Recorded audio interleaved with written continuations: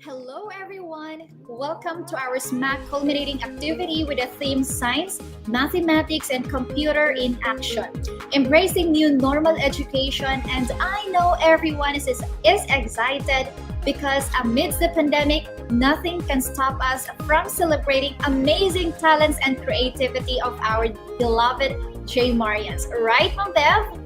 That's true, Ma'am Bev. And to formally start our program, let us all welcome the presence of the Almighty Father for our opening prayer, to be followed by the singing of the Philippine National Anthem, Tayo ay Dabawenyo, and JMC Hymn. Let's bow our head and feel the presence of the Almighty Father. Almighty Father, we offer everything and thank you for gathering all of us today virtually in this Smac activity.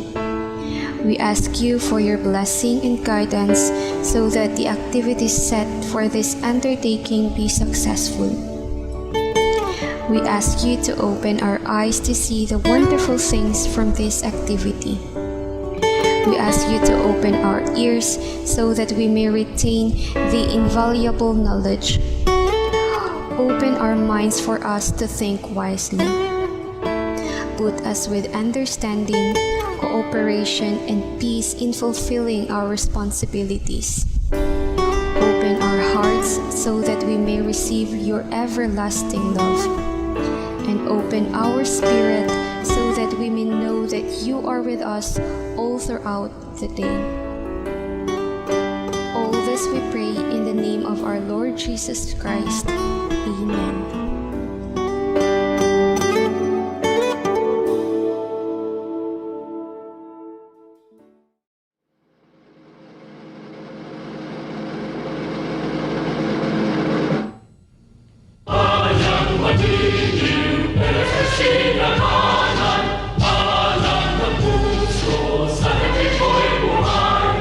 Lupang hinirang, buhay ka ng magiging, sa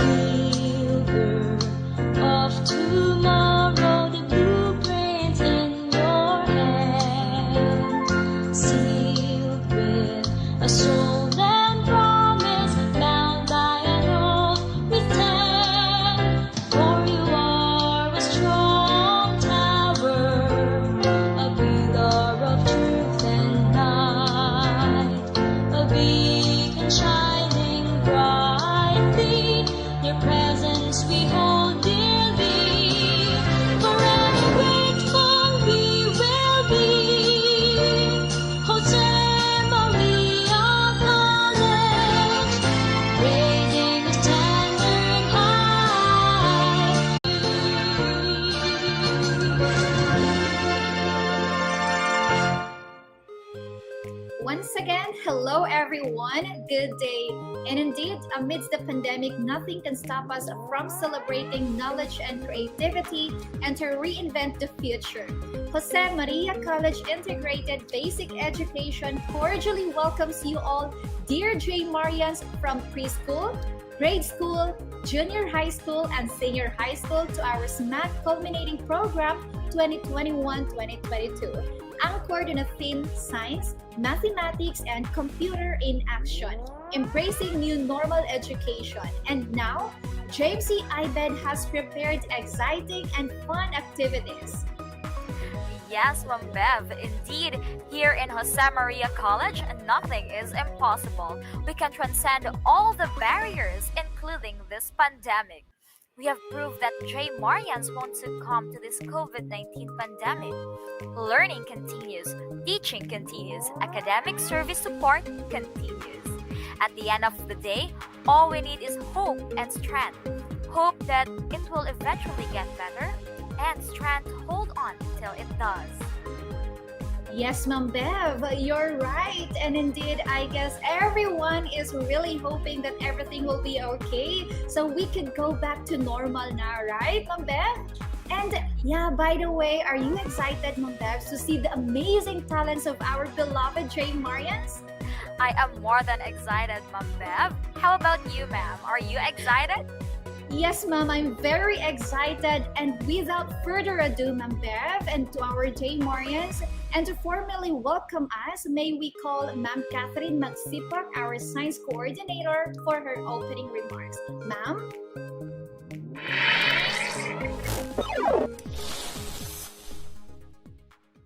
To our founding president, Pastor Apollo C. Kibuloy, the school president, Dr. Felix Chavez Jr., the administrative officials, esteemed faculty, our beloved students and parents of the Integrated Basic Education, ladies and gentlemen, a pleasant day to all of you.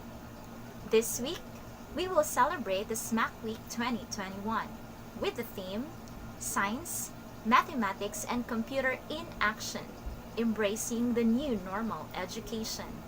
In line with this, J. Marians coming from the different levels of the grade school, junior and senior high will once again showcase their talents and skills in the fields of science, mathematics, and computer through various holistic activities prepared by our ever enthusiastic teachers. With this, as one of the SMAC events coordinators, it is my pleasure to welcome you to the SMAC Celebration 2021. Let the fun-filled activities begin.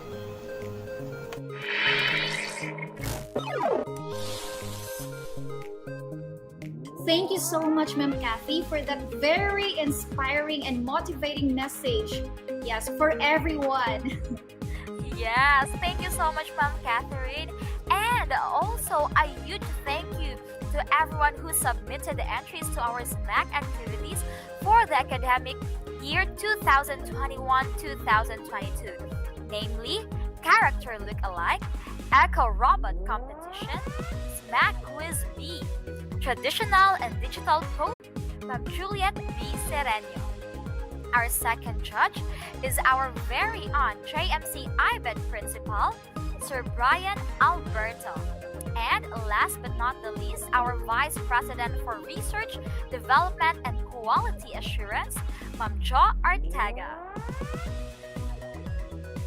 Wow, thank you for that amazing introduction of our judges, Ma'am Bev. So now I know and I guess everyone is very excited for all the activities that we have for our SMAC Culmination program, Ma'am Bevs. So without further ado, for the reading of character look-alike mechanics and rubrics, may I call Ma'am Jessel O'Donnell. Ma'am?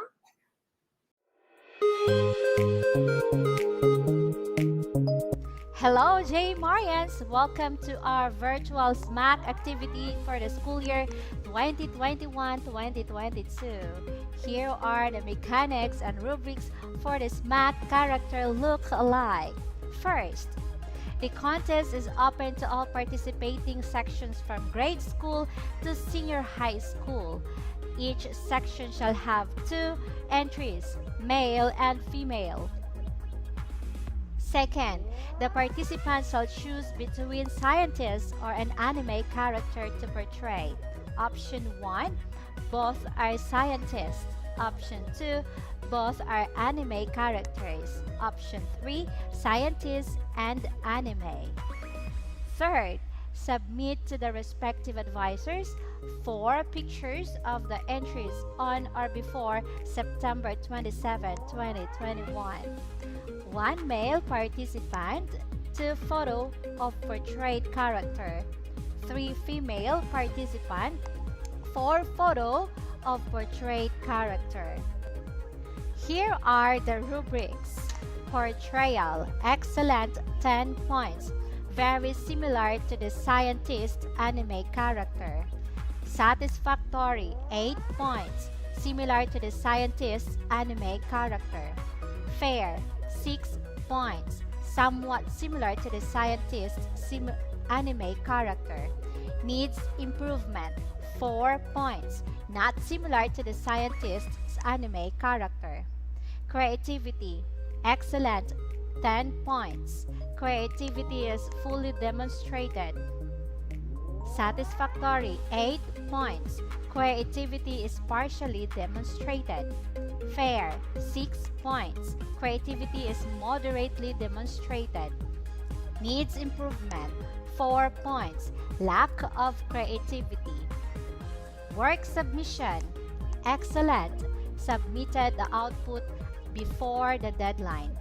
Satisfactory, 8 points. Submitted the output on time. Fair, 6 points. Submitted the output 1 day after the deadline. Needs improvement, 4 points. Submitted the output 2 days after the deadline.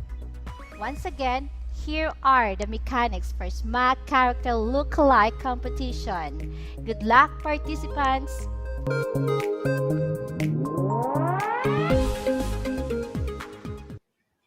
Yes, thank you so much for that, Ma'am Chassel. And I know everyone can't wait, Ma'am Bev. So now let us all Yes. witness the presentation of character lookalike entries.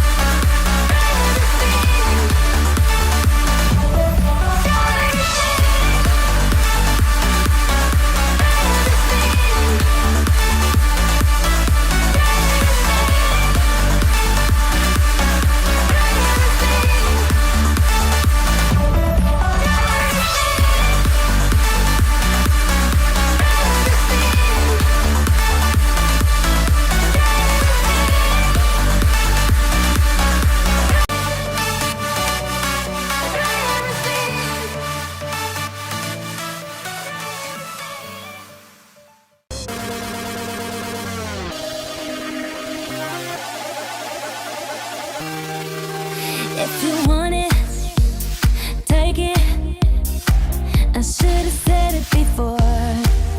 Trying to hide it, fake it. I can't pretend anymore. I only wanna die alive, never by the hands of a broken heart. I don't wanna hear you lie tonight, now that I've become who I really am. This is the part when I say I don't want it. I'm stronger than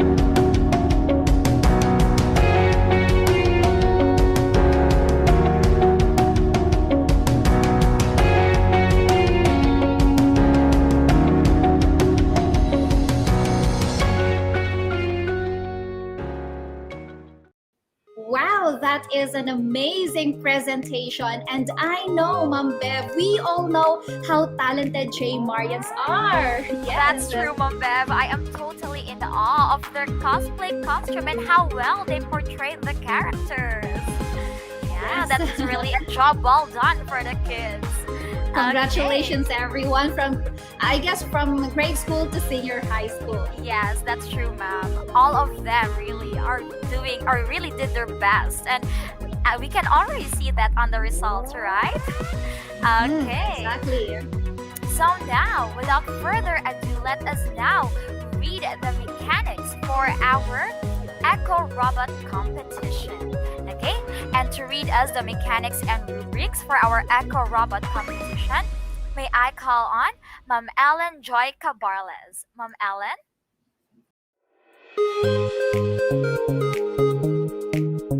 Hi, J. Marians. This is Teacher Ellen.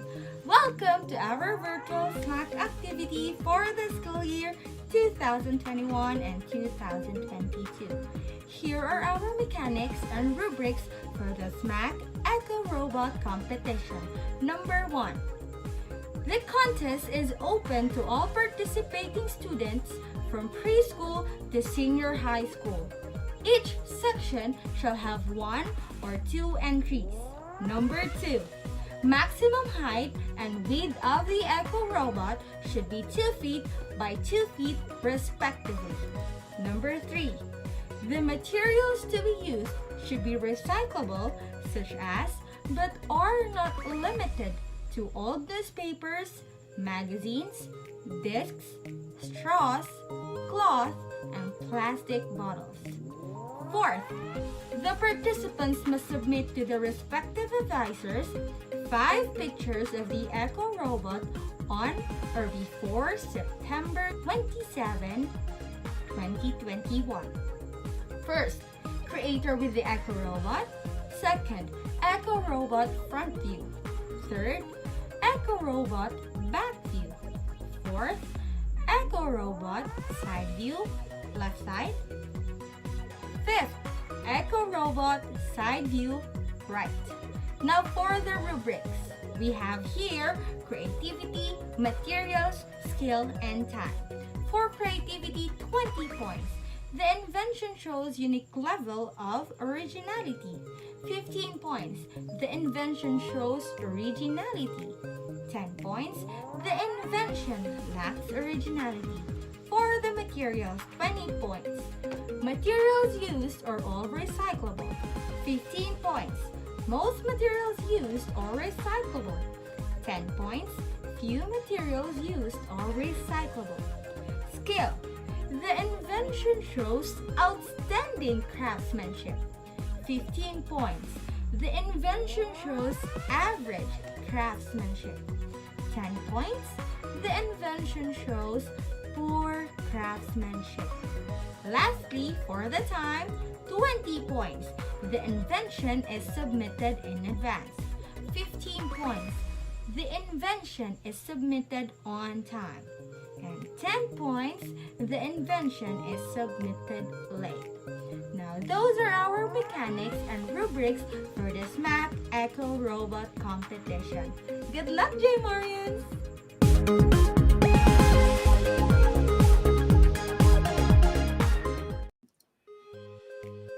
Thank you so much for that, Mom Ellen. And here are the entries for our Echo Robot competition.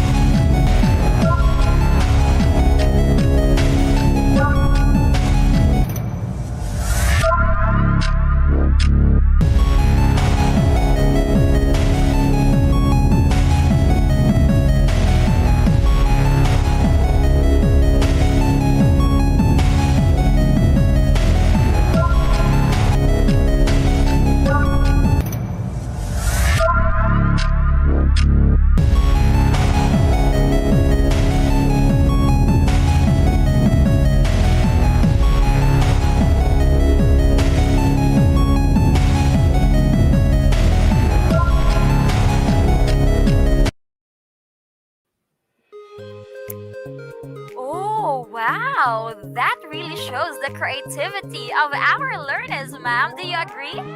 Yes, indeed. I totally agree, Ma'am Bev. That is how creative our students are here in JMC. Yes, that is that J. Marian, Ma'am Bev. Yes, that's true, ma'am. Okay.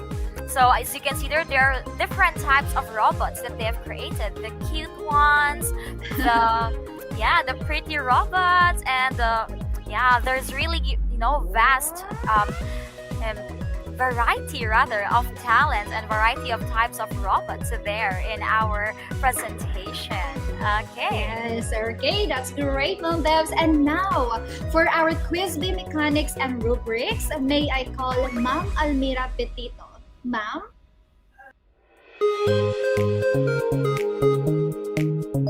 Hello, J. Marians.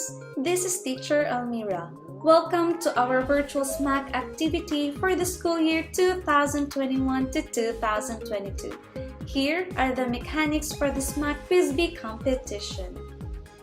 Each participant must be a bona fide student of Jose Maria College Integrated Basic Education Department. There must be 2 participants per grade level. Category A, grades 1, 2, and 3. Category B, grades 4, 5, and 6. Category C, grades 7, 8, 9, and 10. Category D, grades 11 and 12.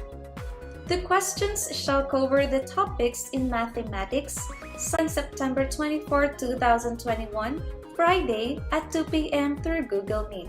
Participants must enter the link at 1:30 p.m.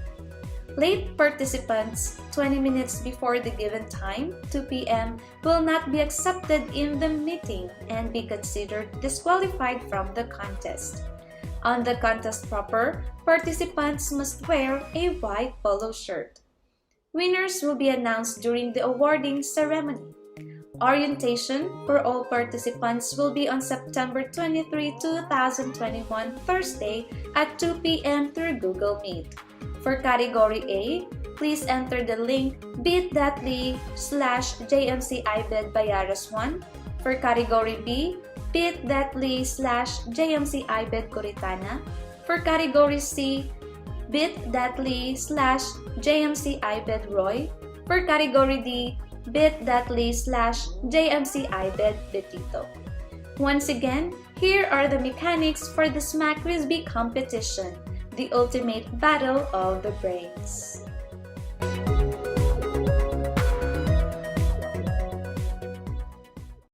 Okay, thank you so much, Ma'am Almira. So last September 24, 2021, we held our quiz bee virtually, and congratulations to all the winners of our quiz bee.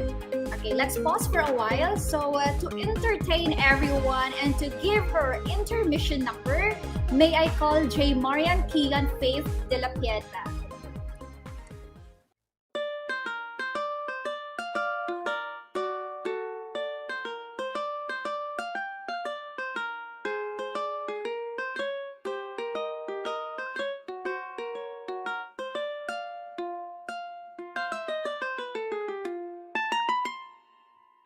When in elementary, I noticed in me don't know how to solve these problems and equations. Oh my gosh, I just go to school without knowing and understanding what is addition, subtraction, multiplication, and also division.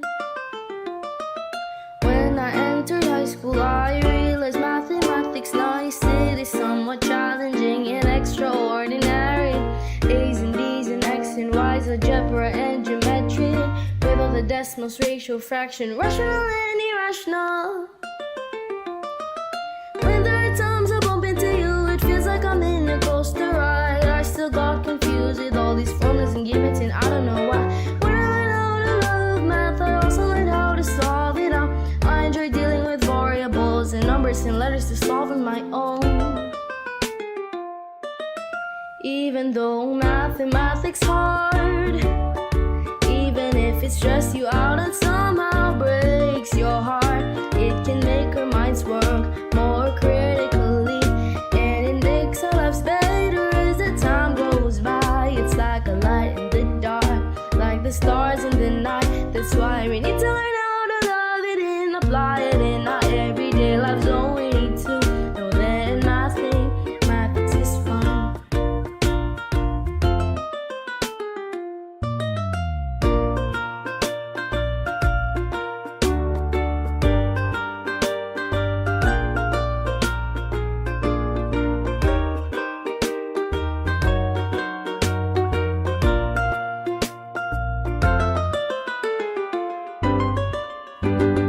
When I entered college, I can now share my knowledge and stand on my own in dealing problems without hesitation. Despite all of the hardships and the trials I encountered, when someone throw me a problem, I can now answer it with a smile. When there are times I bump into you, or feel like I'm in a coaster ride, I still got confused with all the formulas and givens, and I don't know why. And when I learned to love math, I also learned how to solve it out. I enjoy dealing with variables and numbers and letters to solve on my own. Even though mathematics hard, even though it stress you out and somehow breaks your heart, it can make our minds work more critically. Makes our lives better as the time goes by. It's like a light in the dark, like the stars in the night. That's why we need to learn how to love it and apply it in our everyday lives. Oh, we need to know that mathematics is fun. Wow, that's a very nice singing voice, Kian. I wish That's I could sing true. like that, Ma'am Bev. Yeah, I wish I have that talent. Yeah. Okay, so anyway, let's move on to the next, Ma'am Bev. So now, this time around, okay, let us read the mechanics for our digital and traditional poster making. Okay, and to read us the mechanics for our digital and traditional poster making, let us have Ma'am Jezebel Acharana. Ma'am Jezebel?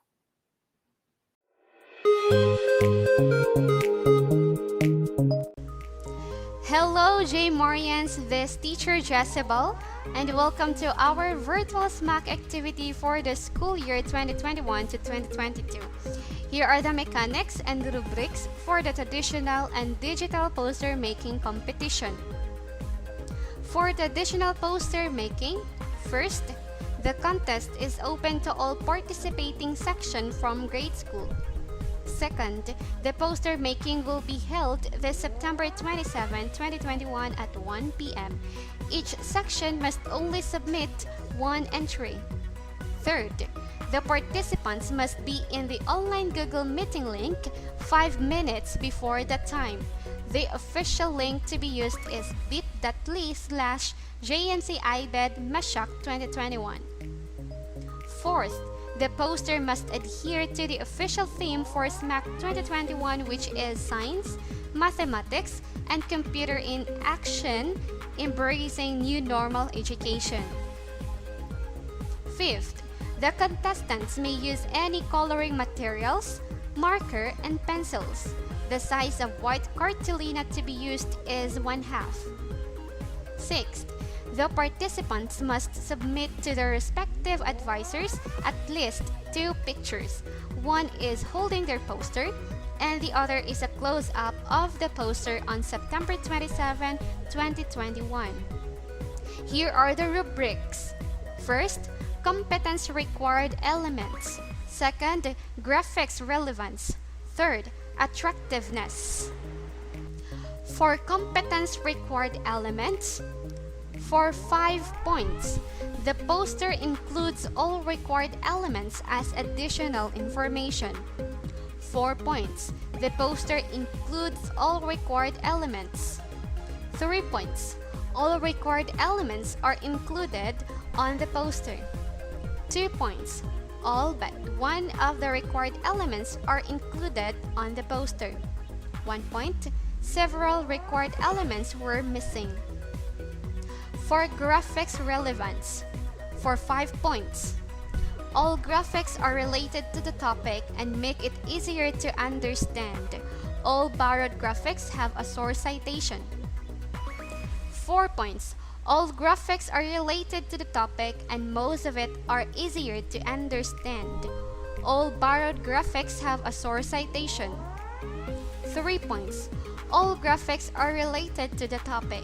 Some borrowed graphics have source citation. 2 points. Graphics do not relate to the topic. 1 or 2 borrowed graphics have a source citation. 1 point. Graphics do not relate to the topic or several borrowed graphics do not have a source citation. Third, attractiveness. For 5 points. The poster is exceptionally attractive in terms of design, layout, and neatness. 4 points. The poster is attractive in terms of design, layout, and neatness. 3 points. The poster is acceptably attractive in terms of design, layout, and neatness. The poster is attractive though it may be a bit messy. That is for 2 points. 1 point. The poster is distractingly messy or very poorly designed. It is not attractive. Once again, these are the mechanics and rubrics for traditional poster making competition. For digital poster making, first, the contest is open to all participating sections from junior high school to senior high school. Second, the poster making will be held this September 27, 2021 at 1 p.m. Each section must only submit 1 entry. Third, the participants must be in the online Google Meeting link 5 minutes before the time. The official link to be used is bit.ly/JMCIBetMercury 2021. Fourth, the poster must adhere to the official theme for Smac 2021, which is Science, Mathematics, and Computer in Action, Embracing New Normal Education. Fifth, the contestants may use Adobe Photoshop, Canva, Poster MyWall, Paint, or any related software application. The poster size is A4. Sixth, the participants must submit to their respective advisor the soft copy of their output on September 27, 2021. Rubrics for digital poster making. First, title. For 5 points, it is very creative and represents very well the topic of the poster. For 4 points, it is creative and represents well the topic of the poster. 3 points, the information is not organized and it is not easy to be checked. For pictures, 5 points.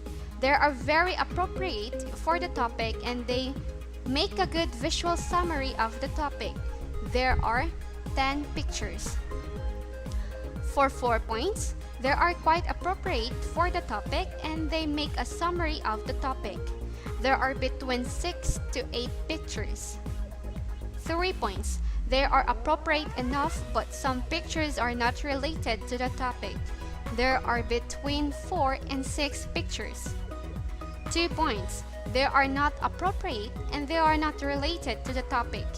There are less than 4 pictures. 4 links. 5 points.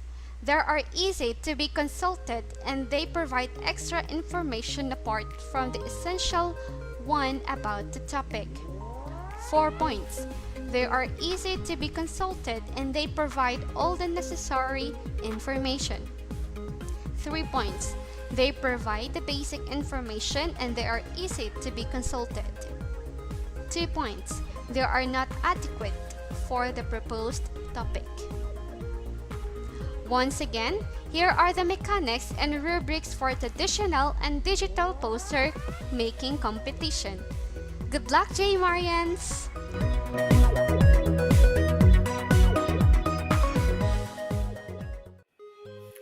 Okay, thank you so much for that, Mom Jezebel.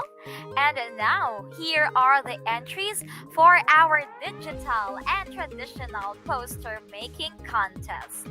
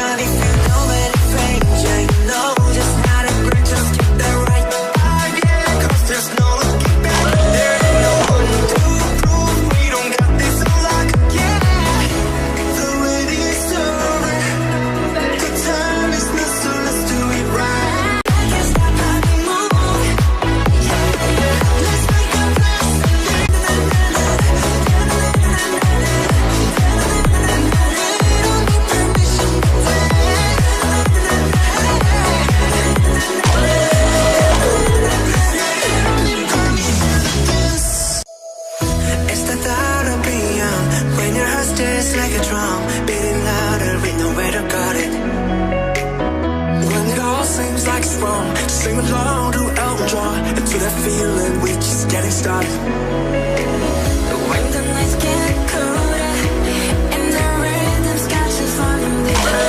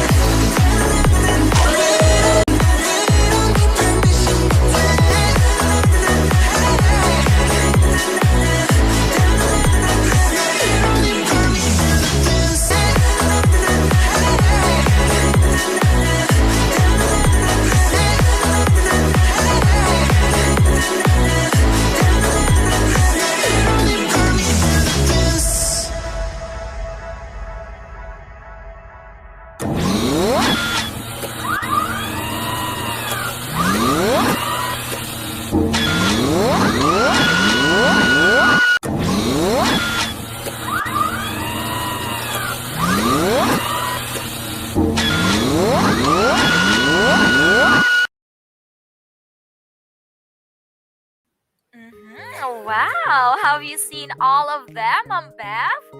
That was Yes, a very very creative. creative. Yeah. They're very creative indeed, Ma'am Bev. So anyway, so now let's move on now to the next activity that we have for our Smac Culmination program. Let's move on to the reading of science of log mechanics and rubrics. So may we have Ma'am Krista Castro. Ma'am?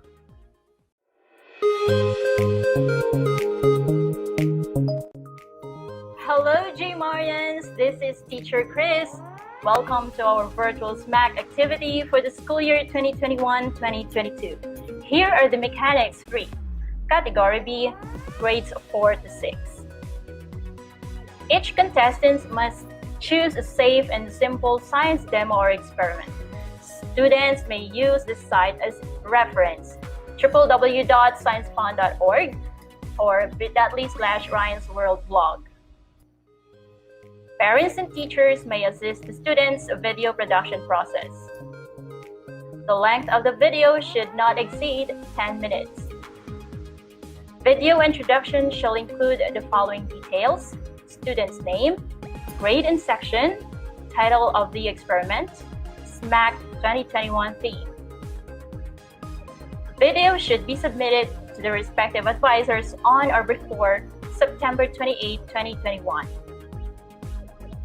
Here are the rubrics. Organization, 20 points. The presentation was very easy to follow. 15 points. The presentation was easy to follow. 10 points. The presentation was not easy to follow. 5 points. The presentation was difficult to follow due to disorganization of utterances. Accuracy of language used. 20 points. The students communicated well using correct vocabulary and grammar. 15 points. The student made a few mistakes in vocabulary and grammar, but there were no patterns of errors. 10 points. The student made some mistakes in vocabulary and grammar. 5 points. It was hard to understand due to incorrect use of vocabulary and grammar. Understanding of topic. The student clearly 20 points. The student clearly understood the topic in depth and presented his or her information convincingly. 15 points. The student seemed to understand the main points of the topic and presented those with ease. 10 points. The student clearly understood most aspects of the topic and presented his or her information with ease. 5 points. The student did not show an adequate understanding of the topic. Technical aspects, 20 points. The video quality, transitions, and graphics are creative and excellent. The audio is clear and understandable. 15 points. The video quality, transitions, and graphics are good. The audio is clear and understandable. 10 points. The video quality, transitions, and graphics are fair. The audio is not clear. And 5 points. The video quality, transitions, and graphics are poor, blurry, and shaky. The audio is inaudible. Once again, here are the mechanics and rubrics for the science vlog contest. Wishing you luck, J Marians!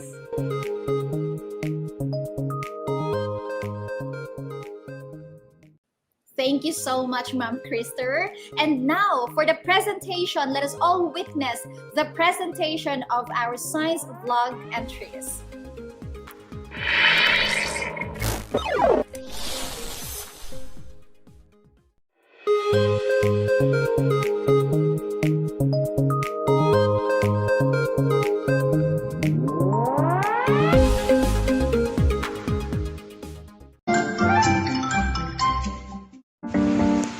Hello, J. Marians.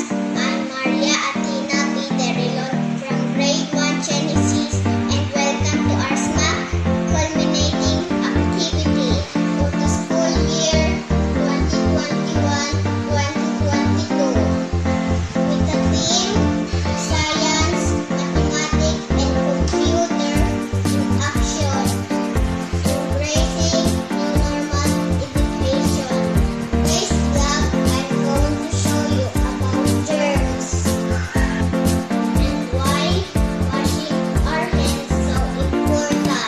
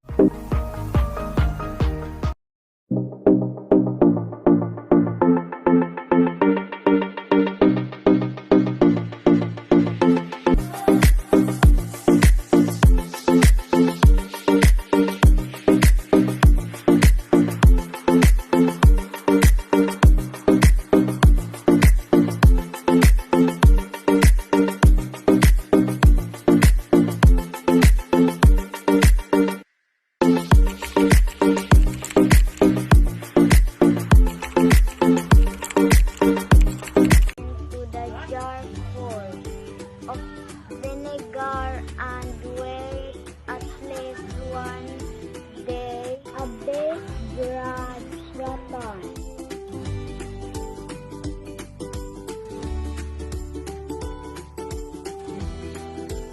A vinegar gives protons to the eggshell and forming carbon dioxide, which is the air bubbles around the egg. This is my explanation. Proton acid is a molecule that gives up away molecules from the egg shell.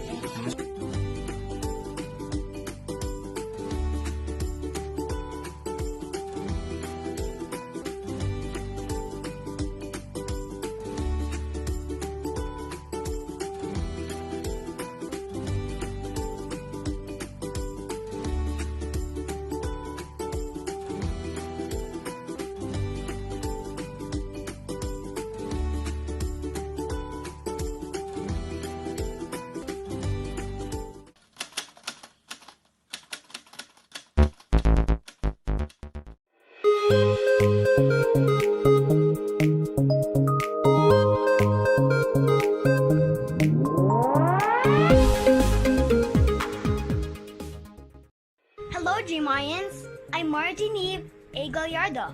I'm from Grade 2, Section Joy, and welcome to our Smac Culminating activity for the school year 2021 to 2022 with the theme Science, Mathematics, and Computer in Action, Embracing New Normal Education.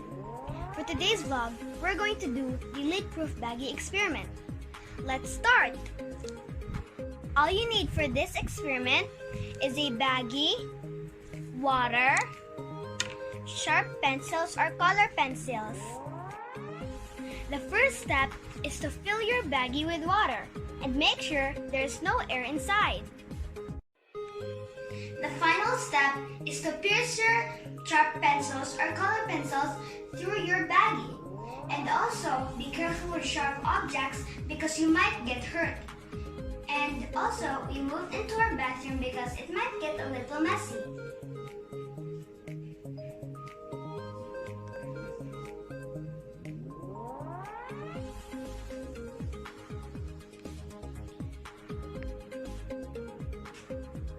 As you guys can see, it worked! How it worked? The materials used to make the baggie were very strong and flexible, so when the pencil pierced through the bag is so flexible, it's able to seal around the pencil so that the water cannot escape. Thank you for watching this video. I hope you enjoyed it. Bye, J. Marian!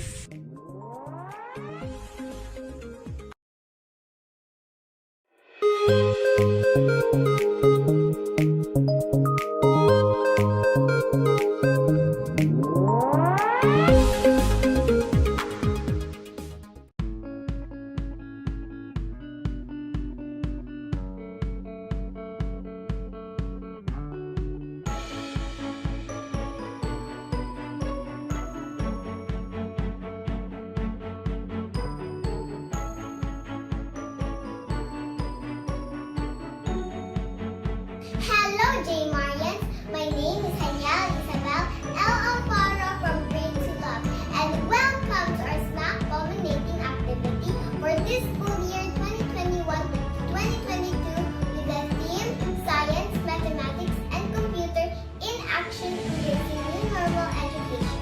For today's vlog, we're going to do pepper and soap experiment. This experiment is simple but more value-adding and relevant in this pandemic. Are you ready? Alright, let's do it!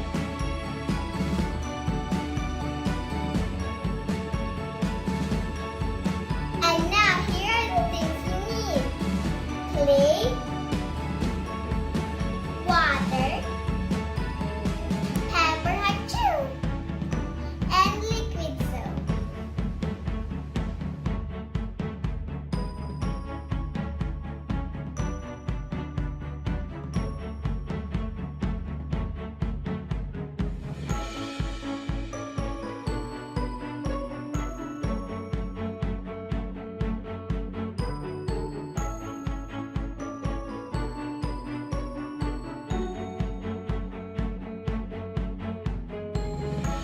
First, let's pour water on the clay.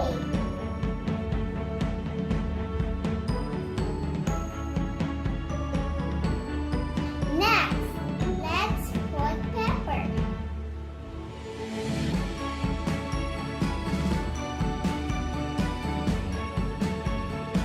Now, let's touch it and see what will happen. In 3, 2, 1. Oh, there's no reaction. Now, let's try to put liquid soap on my finger.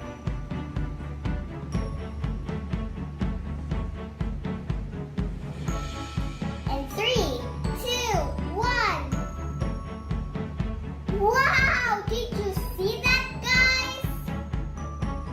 The pepper was dragged away.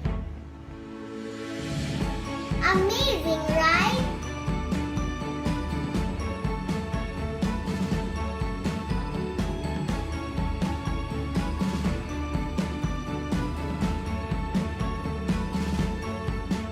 If you are wondering how that works, don't you worry, I will tell you the science behind it.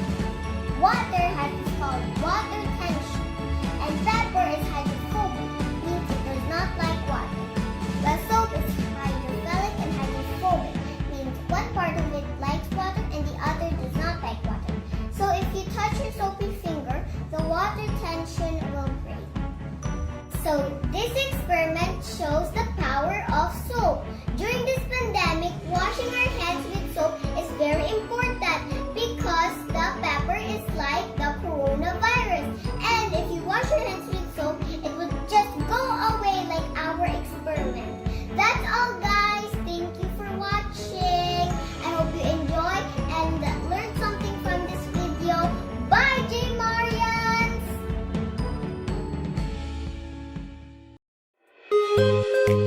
Marami from Grade 3 Meshach, and welcome to our Smac Culminating activity for the school year 2021 to 2022 with the theme Science, Mathematics, and Computer, embracing new normal education. For today's vlog, we are going to do some experiment. First experiment, it is density layer. First, we need a glass, honey, any watercolor, and oil. First, we add honey.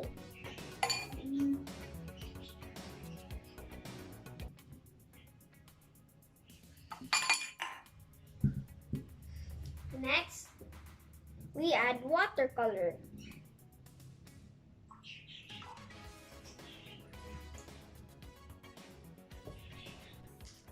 And last, we add oil.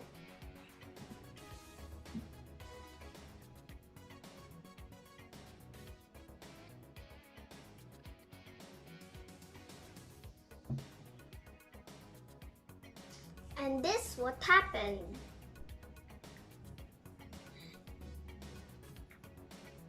Let's try putting something in it.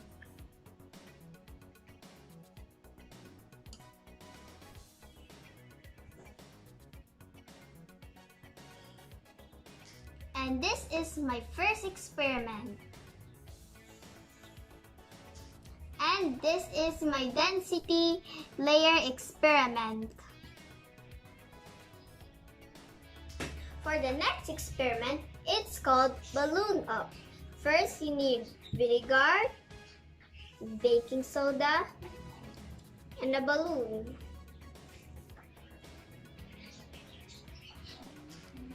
And let's put some baking soda in it.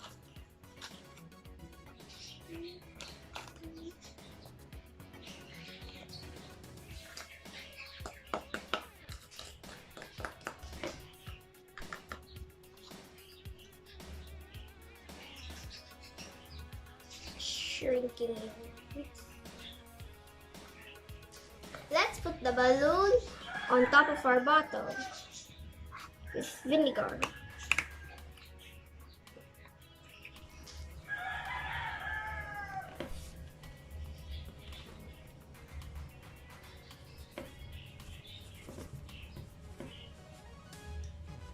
All the baking soda.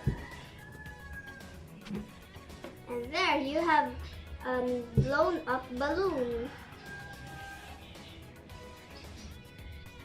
Welcome to our Smac. For my last experiment, it's called underwater candle. First, we need a candle, some matches, a plate, and a glass.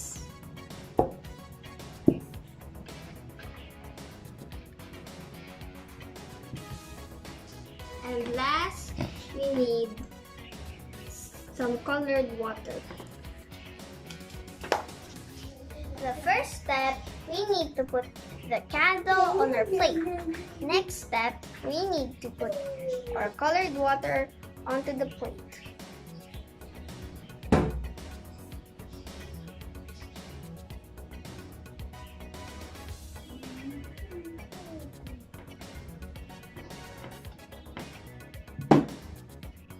Next, we fire up this candle and quickly put on the glass over it. As you can see, the water is rising up the glass.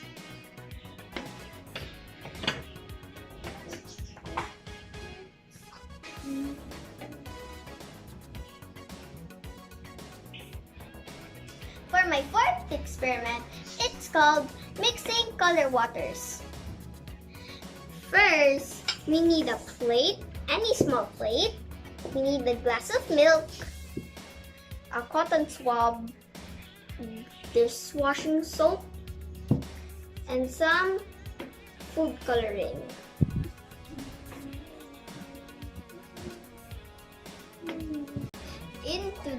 Into here and see if anything happens.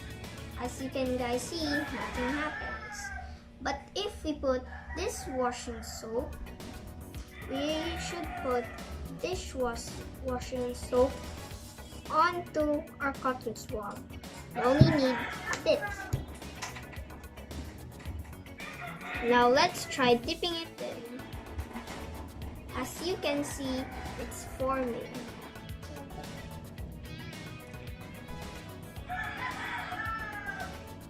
It's mixing if you put some dishwashing soap on the cotton swab.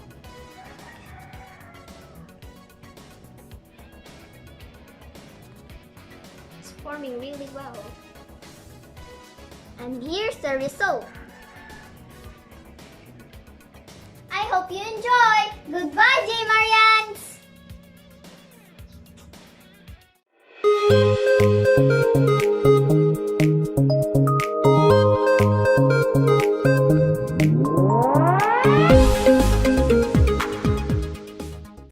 Hello, fellow scientists. Hello, J. Marian. My name is Marco G. Calios.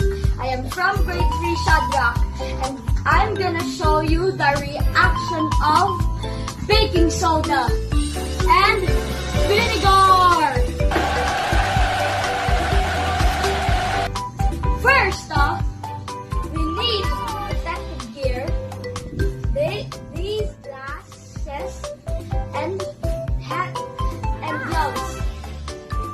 But first, we need the assistance of our parents, and we need to wear protective gloves and glasses. Also, we need to do the experiments outside. I need to go outside.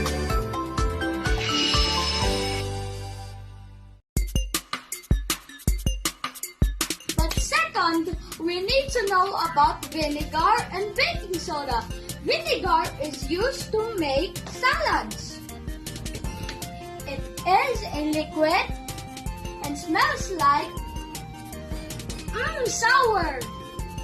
But baking soda is a powder. I will show you 3 reactions when we combine vinegar and baking soda. All we need to do is to mix the vinegar and the baking soda. Vinegar is an acid. Baking soda is a base. It is the opposite of an acid. When an acid is added to a base, it will lead to the formation of salt and water molecules. For our second reaction, we need to use balloon, empty bottle, funnel, spoon, baking soda, and vinegar. This is what to do, but with the help of my father. Hello. You need a funnel and then a balloon. Stick it in. Pour baking soda inside the balloon.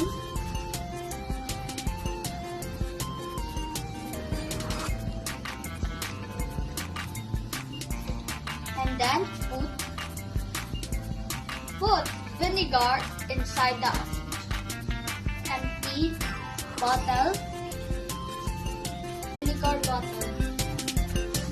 The reaction occurs once the vinegar is added to the baking soda.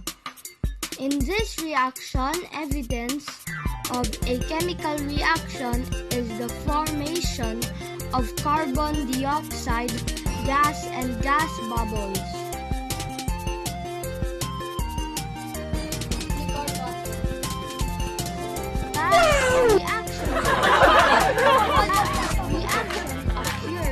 For third reaction, we need vinegar, baking soda, funnel, of a chemical zip reaction plastic, formation spoon, of carbon dioxide gas and gas bubbles. Wait a minute. Who Dad is going to help me.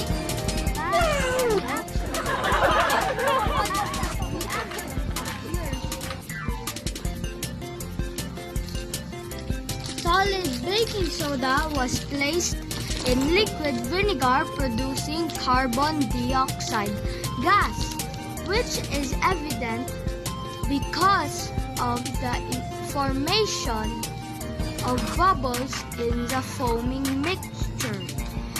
In a closed container, the gas tends to go outside, which may cause a popping of the container.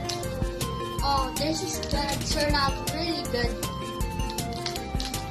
But if it doesn't turn out real, we're gonna do that again.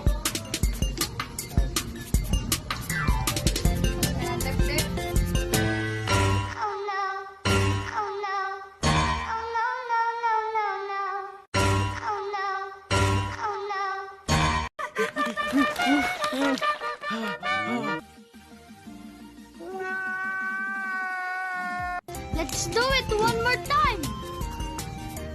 In this experiment, we need extra pressure outside to make the container pop because we use hard closed container.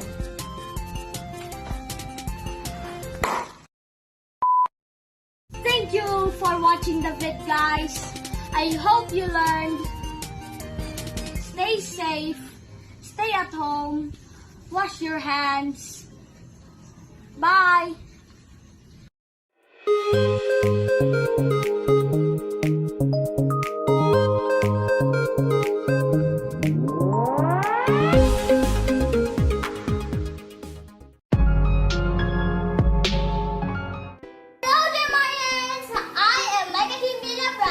From grade 4 section work, and welcome to our Smac Culminating activity for the school year 2021 and 2022 with the theme Science, Mathematics, and Computer in Action, Embracing New Normal Education.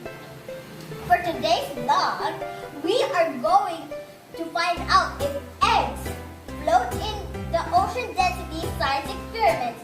Let's start. Materials that we need are 2 cups, 1 spoon, salt, 2 eggs, measuring spoon, and water.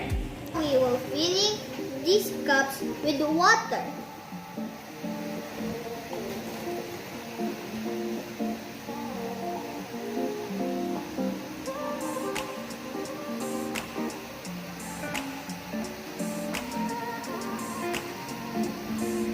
Add 6 tablespoons of salt on the first cup and stir it until it dissolves.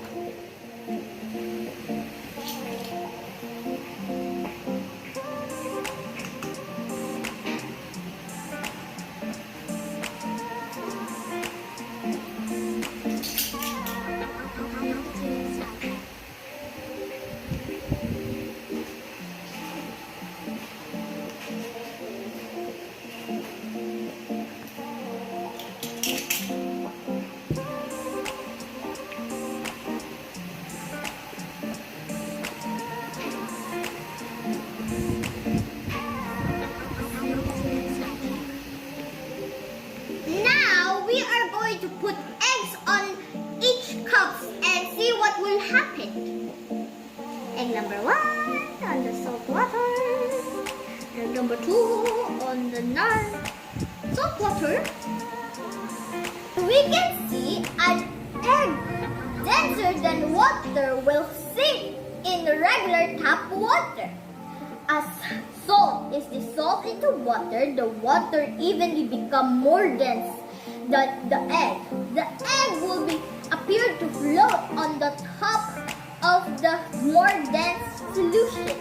Therefore, if you're going to throw an egg on the ocean, it definitely floats.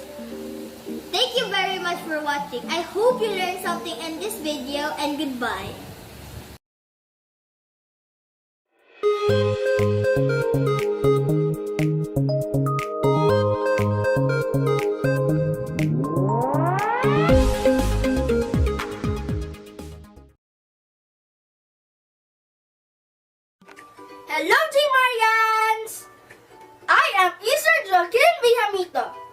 from grade 4 Matthew, and welcome to our Smac Culminating activity for the school year 2021 to 2022 with the theme Science, Mathematics, and Computer in Action, embracing the new normal education.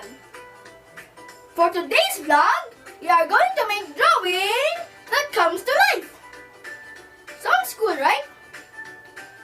J. Marians, are you excited? I'm sure you're gonna like it.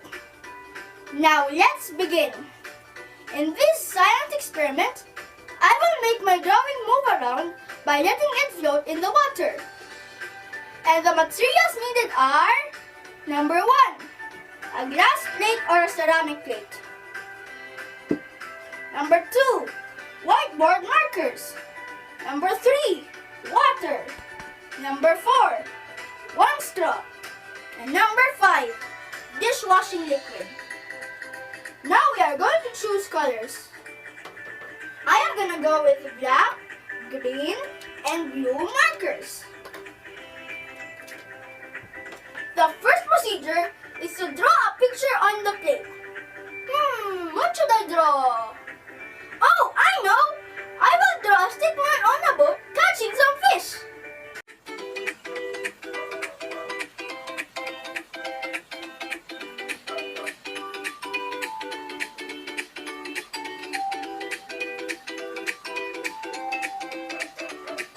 Now I'll draw the fish.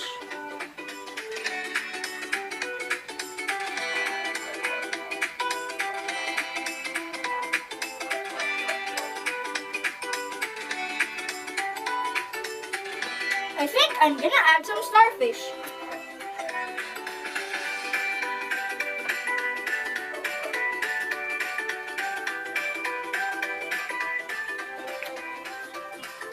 Here's my drawing. Now let's proceed to the second procedure. Tilt the plate a bit and slowly add water to this corner. Now let's proceed to the last procedure. Slowly wobble the plate with your hands until your drawing lifts off from your plate. Come take a closer look, J. Marians, and watch this. My drawing is starting to move. Oh, there it goes! It's moving! Awesome, isn't it? See? My drawing comes to life! Amazing! Okay, I will make another one. Now I will use another plate and I will draw 4 objects. The first object is a tree. Now I'll make the leaves.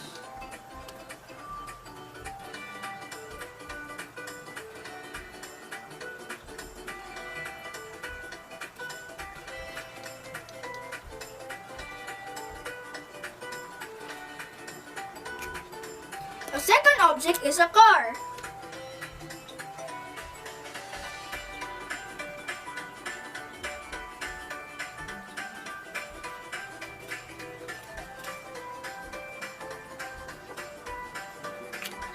The third object is a ball.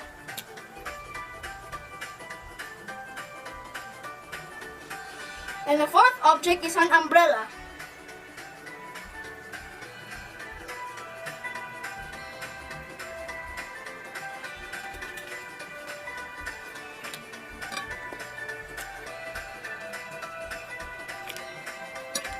After that, do the procedures again.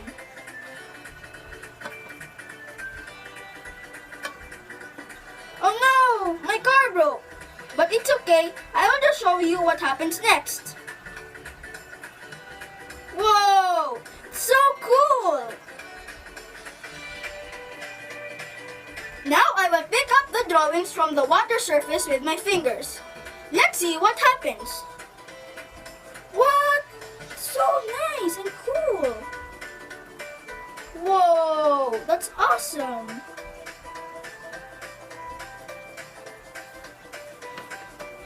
See? It almost looks like nothing. Impossible, right? Now I will draw a bunch of stickmen.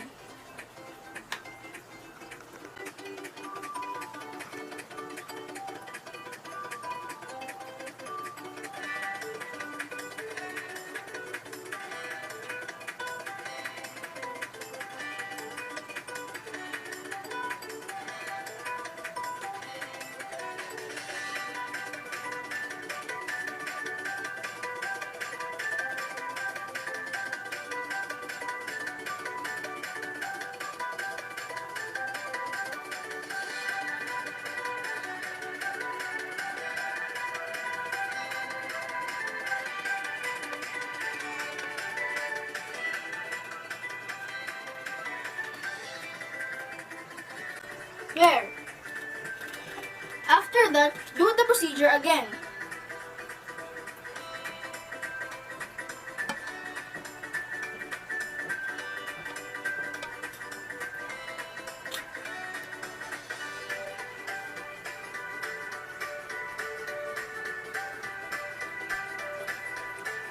Now I will use a straw and slowly blow the figures. Whoa, they're moving! And I will blow again until all the figures are in the center.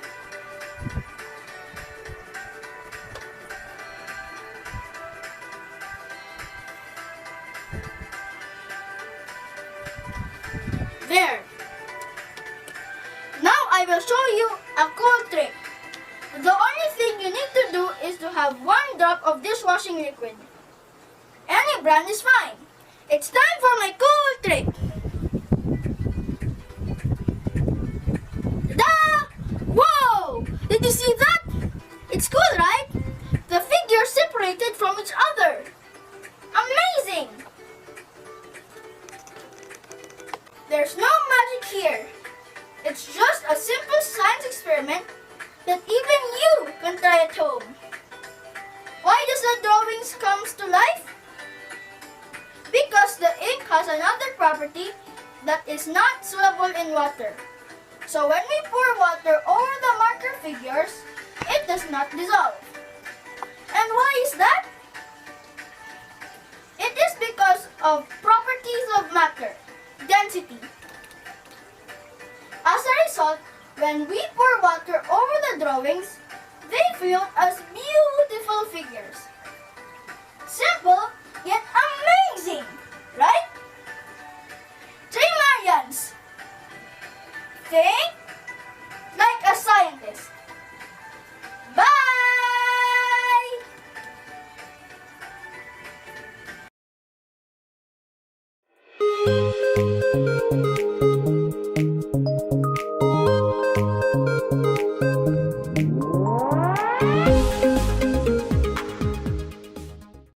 Hello, Marians. I'm Christian Miguel Cerritas Inge, and I am from grade 5 Jade.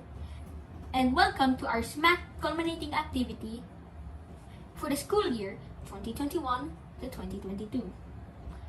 And in theme are science, mathematics, and computer in action, embracing the new normal education.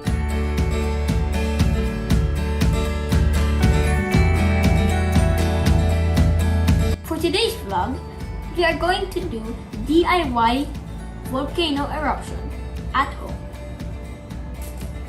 We must wear our safety gear.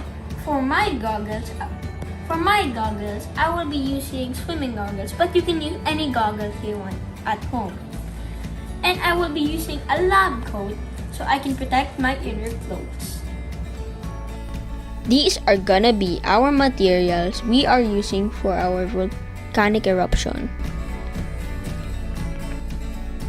10 ml of dish soap,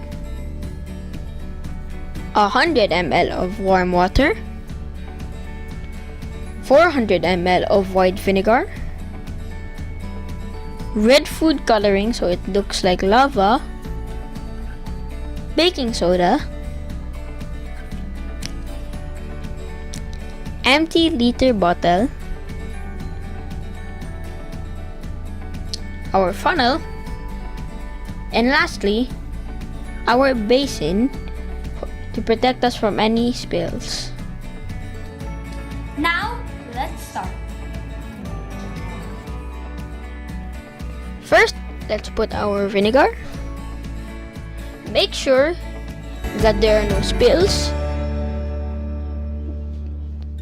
because our funnel is very small. Let's put our warm water next. Then next, our 10 ml of dish soap.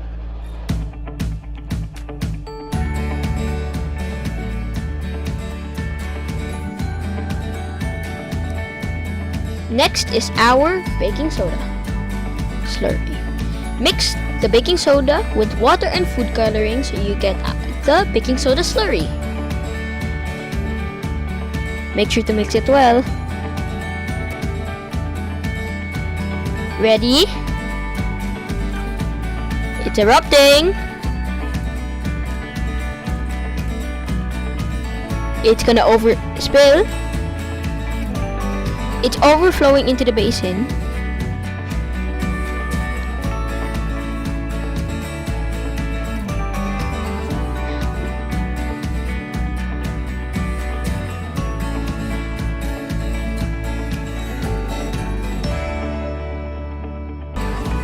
That's it for our DIY mechanic eruption at home. Thank you for watching. Bye!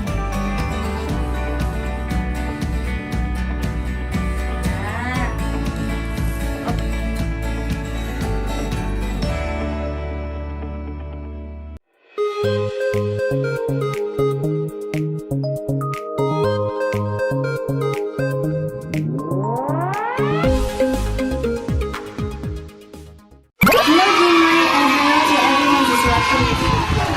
I am Elation Grade A. Gloria from Grade 5 Diamond, and welcome to our Smac Culminating activity with the theme of Science, Mathematics, and Computer in Action, embracing the new normal education.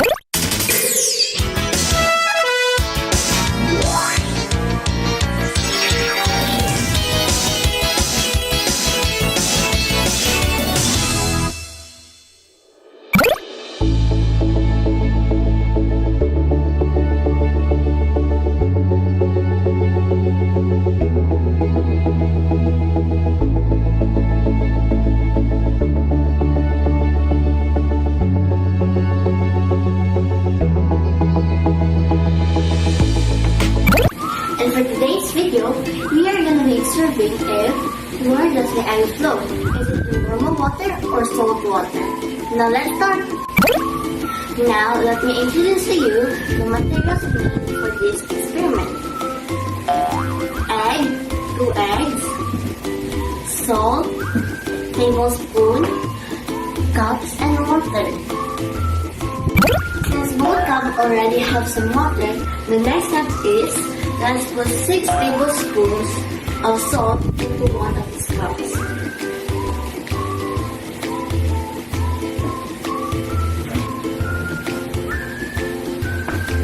One,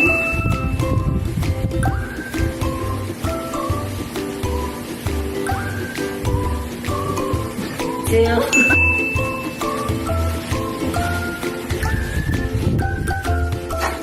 three,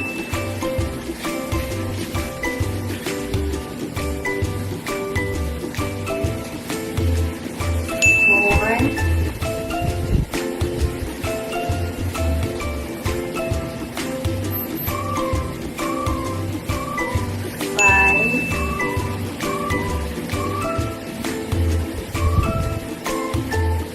and that is 6. After we put the salt, let's mix it all together.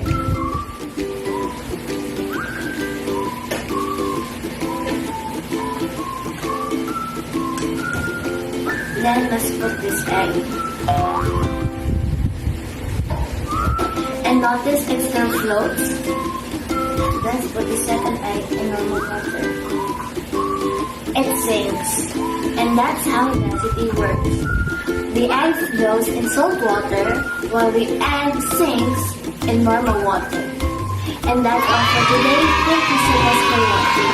And don't forget to like this video if you enjoyed and learned a lot of things from this experiment. Thank you. Goodbye.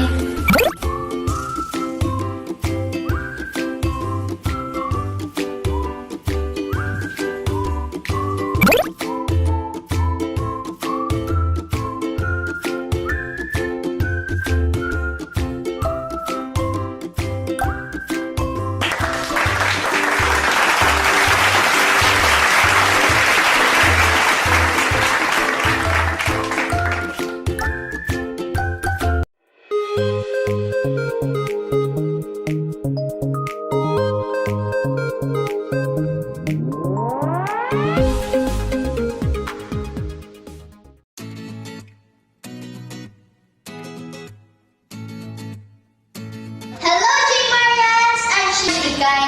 And I'm from grade 6 Arion. And welcome to our Smac Culminating activity for the school year 2021 to 2022 with the theme Science, Mathematics, and Computer in Action, Embracing New Normal Education. For today's vlog, we're going to make a lava lamp. Let's get started!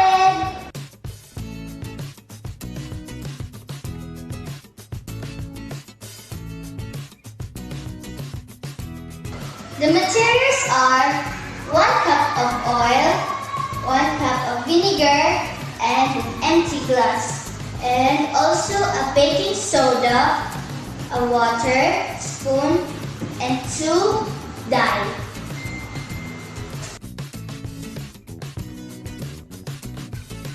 Begin!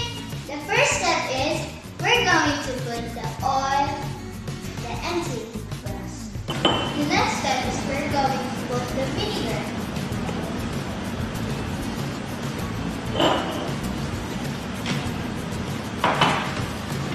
The next step is we're going to put the vinegar.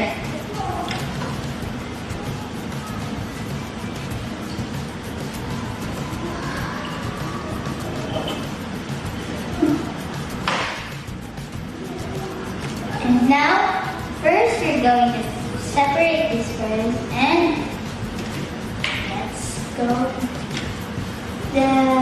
here. We're going to put the food coloring.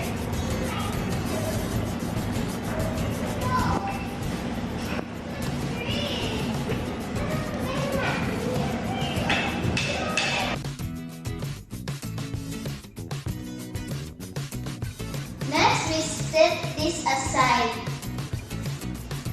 And we're going to mix the water and the baking soda.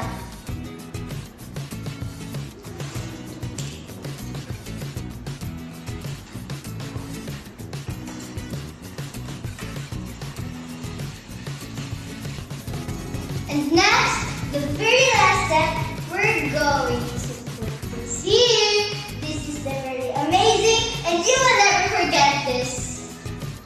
So let's put this. Yeah. Wow!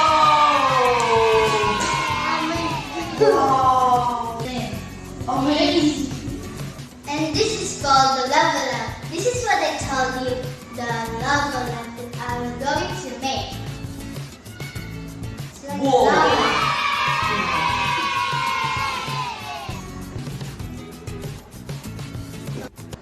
So that's all for today. Hope you like this video. Bye!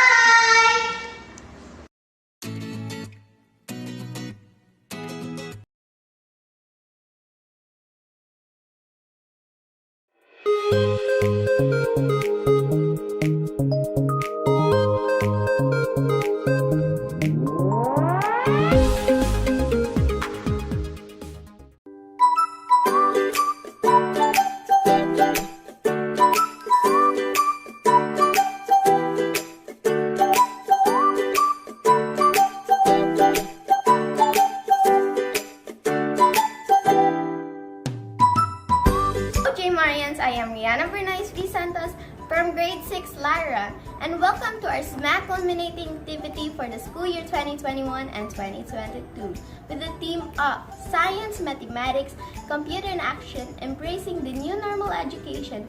And for today's video, I am going to make the baking soda balloon chemical reaction science experiment. Chemical reaction science experiment using baking soda and vinegar are lots of fun and great learning opportunities. In this quick and easy science experiment, we are going to use the endothermic chemical reaction and the resulting of carbon dioxide caused by mixing baking soda and vinegar to inflate a balloon.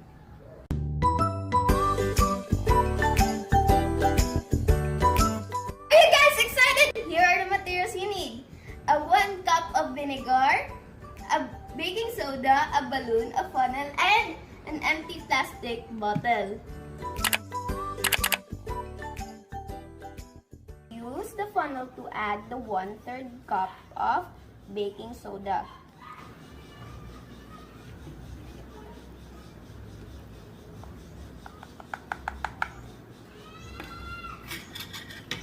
need a spoon, so we can just put it there.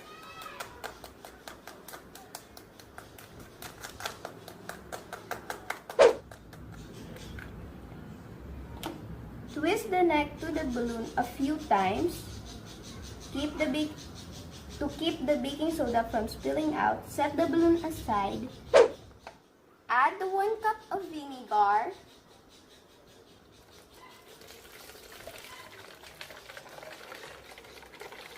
Stretch the mouth of the balloon.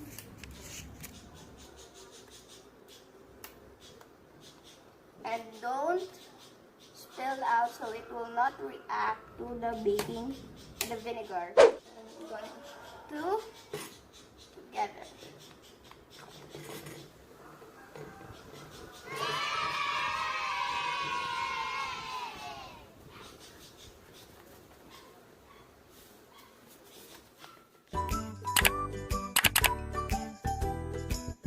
Wow, it's amazing how it works.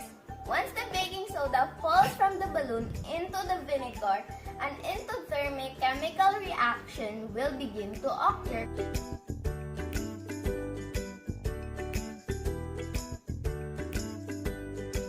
Carbon dioxide will be released that will create a pressure to inflate a balloon.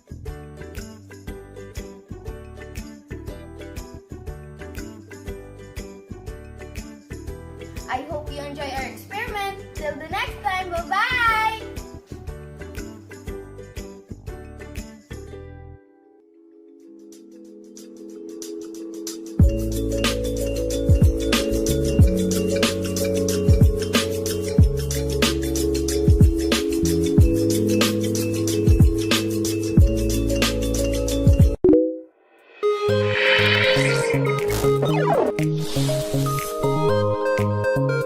Wow, that's amazing. They're very cute. Yeah. Yes, they're we so have cute. already a future vlogger from JMC. Yes, that's true, Mom. I think I'll be waiting for a shout out soon. Yes, so they're very creative using their That's digital true. models at their very young age. Yes. Yeah, it's like also. next. Yes. Now, this time around, okay, let us proceed to the last event for our Smac culmination this 2021-2022, our science investigatory project. Okay, and to read us the mechanics for science investigatory project, may I call on Ma'am Shanine K. Joy C. Morales to read our mechanics and rubrics. Ma'am Shan?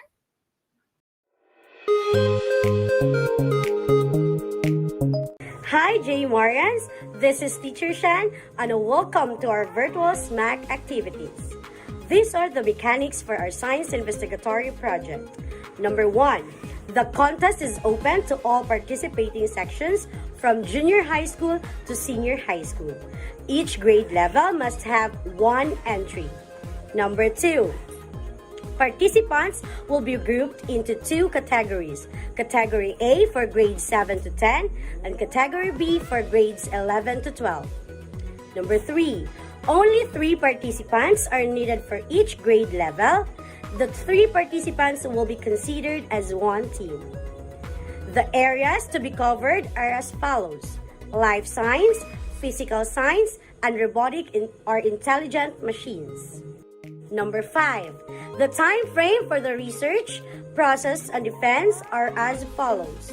Orientation, that will be on September 23, 2021 at exactly 2 p.m. Go to bit.ly/JMC Juliet Sereno. Research title, that will be on September 24, 2021. Research draft for chapters 1 to 3, that will be on September 27, 2021. Submission of final paper from chapter 1 to chapter 3, that will be on September 29, 2021.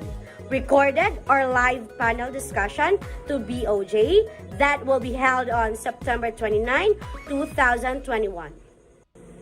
The content of the research paper are as follows. Title page, Chapter 1. Including in the Chapter 1 are rationale, statement of the problem, significance of the study, and scope and the limitation of the study. Chapter 2. RRL, definition of terms, and lastly, Chapter 3, that will be the methodology. Number 7. For the recorded discussion, participants must prepare a PowerPoint presentation of their initial research paper. Their answers to the given guide questions will also be recorded. Number 8. There will be a total of 6 winners, 3 winners for each category, A and B. Number 9. Winners will be announced during the Smac culmination for Best in Research Proposal. These are the rubrics for our science investigatory project. Topic focus. 20 points if the topic is focused narrowly enough for the scope of this assignment. 17 points if the topic is focused but lack direction.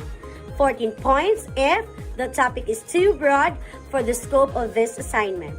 And 10 points if the topic is not clearly defined. Spelling and grammar. 20 points if no spelling and grammar mistakes. 17 points if minimal spelling and grammar mistakes. 14 points if noticeable spelling and grammar mistakes. And 10 points if an acceptable number of spelling and grammar mistakes. Citations.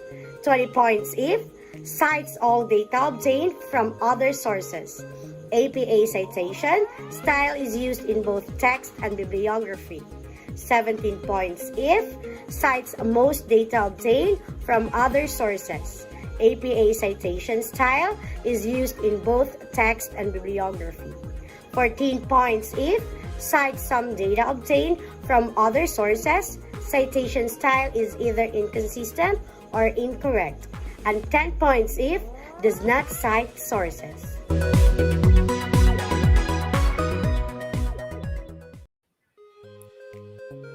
Okay, thank you so much for that, Mom Shan.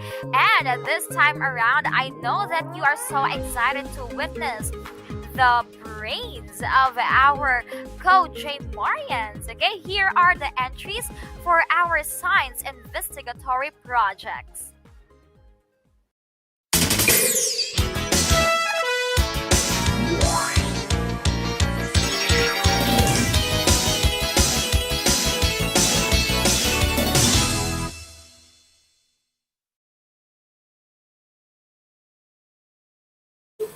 Good greetings, everyone. This is Eric Fiance Gift ADS.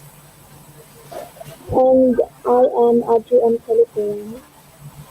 And today we will be presenting our science investigatory project titled An Examination on Which Common Fruit Has the Most DNA. Rationale. The purpose of this study is to find out which one of the 3 most consumed fruits can hold the most DNA cells and the most protein that helps our body systems fight illnesses.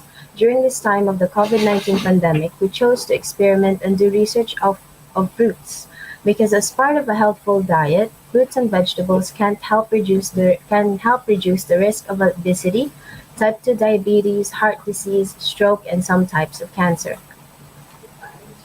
In recent years, studies have suggested that fruit and vegetable intake may also improve mental health.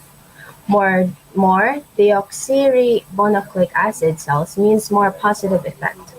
Overall, it has a lot of health benefits and many people tend to enjoy eating them because of their unique aromas and tastes. Statement of the problem. In this study, we aim to find out the differences in deoxyribonucleic acid among the 3 fruits. The study targets to answer a few questions. One of those are, does the amount of isopropyl alcohol matter? The significance of the study. The result of this study can benefit genetics and professionals whose occupation is associated with molecular biology. For example, botanists. This information can be used to improve crops so that they are more resistant to disease, insect invasions, and climate change. The scope of the limitation. This study mainly focuses on deoxyribonucleic acid extraction from common fruits. in order to observe if the deoxyribonucleic acid from different fruits looks alike or is completely the opposite. Its study is limited as not many papers have been published on this topic, as this experiment is usually common among students or individuals who are interested in extracting deoxyribonucleic acid at home. Most people do such experiment out of curiosity or to educate others or to simply just have fun. The review of related literature. The first ever deoxyribonucleic acid isolation was done by Friedrich Miescher in 1869. He isolated the cell material and named it nuclei, which later on was renamed by his student as nucleic acid. Although he accidentally developed a method for nucleic acid isolation, he wasn't sure if what he isolated was deoxyribonucleic acid or not. And in 1958, Michelson and Stahl developed a full-function protocol for deoxyribonucleic acid extraction. The density gradient centrifugation protocol was the first protocol described by isolating deoxyribonucleic acid from E. coli bacteria. In 1991, the protocol of the proteinase K enzyme method of deoxyribonucleic acid extraction was developed by Lahiri and Nernberger. Definition of terms. Deoxyribonucleic acid, a molecule composed of two polynucleotide chains that coil around each that coil around each other. E. coli, a gram-negative facultative anaerobic rod-shaped coliform bacteria. Nucleic acid, a complex organic substance present in living cells, especially DNA. Methodology. With the use of salt water, it helps neutralize the deoxyribonucleic acid charge and make the molecule less hydrophilic. It also helps to remove the proteins that are bound to the deoxyribonucleic acid and to keep proteins dissolved in the water.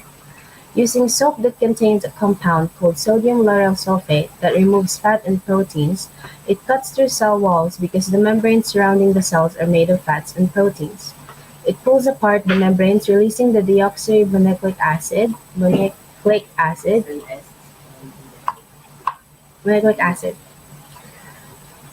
Thank you for listening. Okay, so great job for that one. And this time around, we will have the question and answer portion of our science investigatory project. Let's start with question number 1, okay? So any of you can answer this question. Let's start with question number 1. What current problems did you observe that made you choose your research topic? I'll just turn off my camera because whenever I have to speak, I have to turn it off. But thank you. We chose to study about this topic because if we could find out which highly consumed food in many different countries contained the most DNA, we could find out which one could hold more protein in its cells and help our bodies get strong during this time of the COVID-19 pandemic. Thank you. Okay, that's great. So let's have question number 2. What was or what were the hypotheses of your research study? Again, what was or what were the hypotheses of your research study?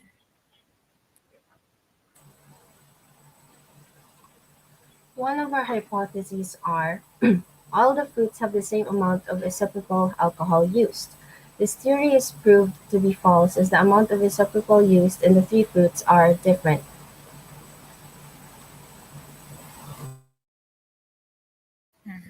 Okay, so now this time, how about the methodology? Okay, what methodology will you use to verify your hypothesis? We used, we verified our hypothesis using the three basic steps of the deoxyribonucleic acid extraction. Step 1 was the lysis. The cell and the nucleus are broken open to release the DNA inside. This can be done in two ways, either mechanical disruption or detergents and enzymes. Step 2 was precipitation. It has been freed from the nucleus and is now mixed with mashed up cell parts. It separates deoxyribonucleic acid from its cellular debris. And step 3 was purification. Okay. So, yeah, that's great. Now let's have our next question, okay? Now this time let's talk about your RRL. Okay? Can you cite at least one study or article from your RRL that supports your research? A study in 2009 found that the nutritional value of fruit decreases as it ripens because the cells that bind the nutrients break. Deoxyribonucleic acid is stored in cells. The amount of extractables in fruit is decreased as cells are destroyed in the ripening process. This project determines when it is optimally nutritious to consume fruits. Okay, so thank you so much for that one. Now let's have the last question for this SIP. Okay, um, what were the hardest and the easiest part you encountered in doing your SIP? The hardest part would be the scope and delimitation, as there are not many studies published on this topic, and the easiest would be methodology, as it's the area where there is more context found and more papers published. Okay, so thank you so much for that one, Audrey and Erich. Okay, so far that's all the questions that we have for you for your science investigatory project with the title and examination on which common fruit has the most DNA. Okay, congrats for a job well done to both of you.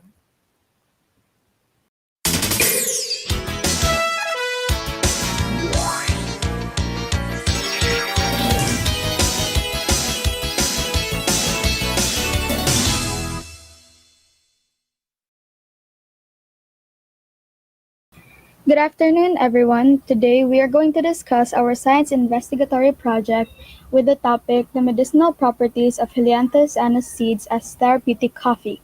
This research was conducted by yours truly, Marian Gabriel A. Gallardo, Terence Vicente. And Luisa Malayan Carpel. Now let's move on to our rationale. Coffee being the most consumed beverage in the world with around 2 billion cups consumed daily, and sunflower seeds being abundant in nutrients and minerals. Based on these facts, a lot would benefit from sunflower seeds as therapeutic coffee. According to a research during 2018 in United Kingdom, 74% out of 4,619 respondents were stressed due to the inability to cope up, and 46% were stressed owing to eating unhealthily. With the soaring numbers of cases of vitiligo and stressed patients per year and the development of sunflower seeds, treatment for vitiligo and stress will be more accessible and healthy. In addition, it has antioxidants, anti-cancer, anti-inflammatory, anti-hypertensive, skin protective, hypocholesteric, analgesic, and antibacterial activity, and calming effects on the nerves, muscles, and blood vessels. It is also used in constipation, dysentery, and urinary problems. Statement of the problem. This study aims to create analysis of the therapeutic effect found in Helianthus annuus seeds. Specifically, it aims to determine the following upon laboratory testing. 1. Do Helianthus annuus seeds show therapeutic effects, mainly in calming the nerves, muscles, and blood vessels? 2. Do Helianthus annuus seeds show positive effects in treating vitiligo?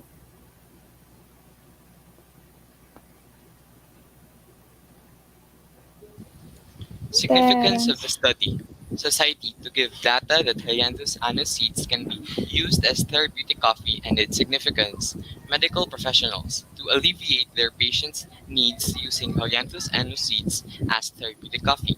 Aspiring researchers. This research paper can be a basis and guide for future researchers and to ease their understanding about experimental studies. Department of Science and Technology to dig deeper and find other medicinal plants that can be used as a more accessible and cheap product. Scope and the limitations. This study focuses on the Helianthus annuus seeds and its effectiveness in being a therapeutic coffee. The paper delimits the nutritional ampleness of Helianthus annuus seeds. Nonetheless, it addresses its linked properties and metabolites that could work as a therapeutic coffee. Review of related literature and related studies. Viable treatment for vitiligo. Vitiligo, a common depigmenting skin disorder characterized by the selective loss of melanocytes, affecting about 0.38% to 2.9% of the world population, child and adult. In 2011, vitiligo was classified into two major forms: non-segmental vitiligo or NSV and segmental vitiligo (SV). During an international consensus, the disorder's main treatments are topical drugs such as corticosteroids and calcineurin inhibitors, phototherapy, systemic treatment with steroids, and even surgical grafts. These treatments risks are stinging, burning, irritation, dryness, or redness in the applied area. But there are studies claiming positive results for natural treatments like the Brasimum gaudi chaudi. Just recently, a female patient diagnosed with vitiligo reported achieving a positive result in the repigmentation of the pale white patches in her skin after the daily use of preparation containing coffee and sunflower seed for 1 year. The seeds of Helianthus annus contain copper, which is essential in producing melanin that might have caused the repigmentation of her skin. This only shows a better and healthier way of treating vitiligo. Definition of terms. Helianthus annus, the scientific name of sunflower. Repigmentation, regained pigmentation. Vitiligo, a long-term condition where pale white patches develop on the skin. It's caused by the lack of melanin, which is the pigment on the skin. Melanin, a dark brown to black pigment occurring in the hair, skin, and iris of the eyes in people and animals. It is responsible for tanning of skin exposed to sunlight. Antioxidants are substances that may protect your cells against free radicals, which may play a role in heart disease, cancer, and other diseases. Hypercholesterolemia, medical term for high blood cholesterol. Blossomum gaudichaudi, tropical fruit used as alternative treatment for vitiligo. Methodology. First, gathering the seeds.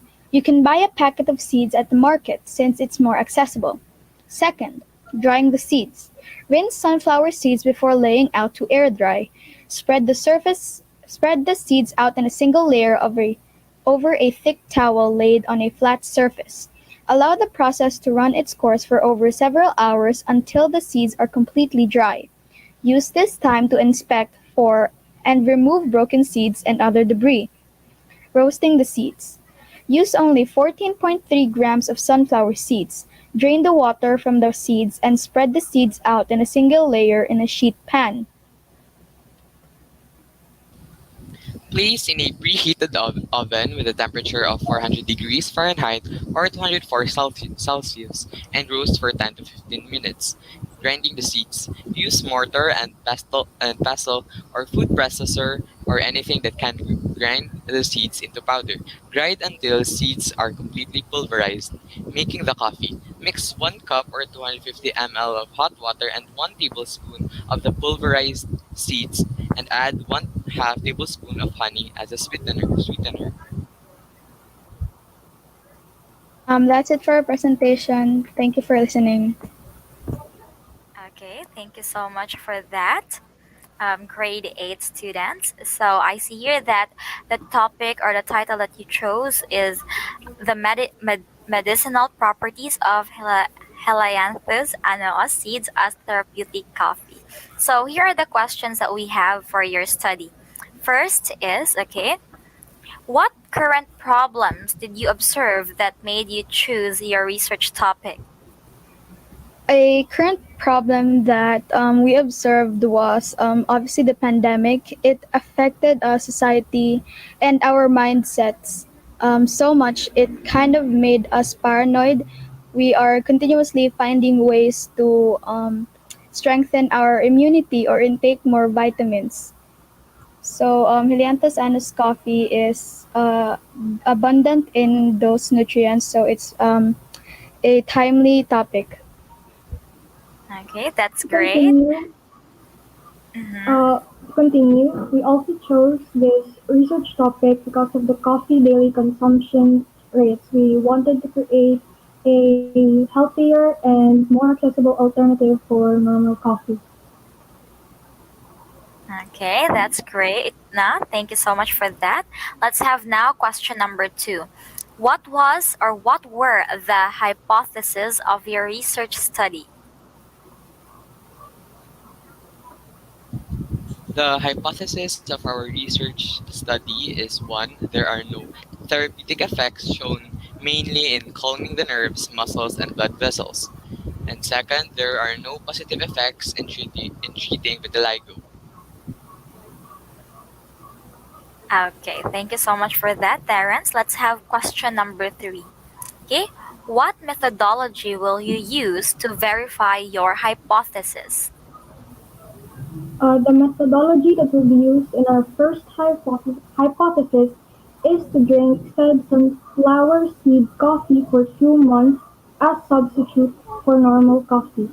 And for the second, the methodology is still the same, but the person must drink the coffee for a longer period of time, specifically 1 year or more. Okay, so thank you so much for that. Okay, now this time let's talk about your RRL. Okay, can you cite at least one study or article from your RRL that supports your research?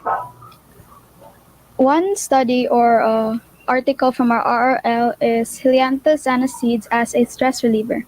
About 33% of people reported experiences of extreme stress, and about 75% of people reported experiences of stress that affects their physical and mental state.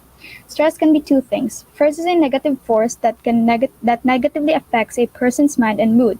Second, Second is it is a helpful tool capable of boosting energy and attention.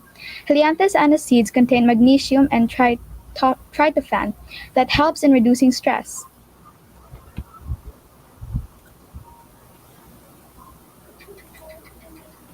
Okay, so great job for that one. And mhm. Okay, so let's have now our last question for your SIP. What were the hardest and the easiest part you encountered in doing your SIP? Can you repeat the question, ma'am? Okay, once again, what were the hardest and the easiest part you encountered in doing your SIP?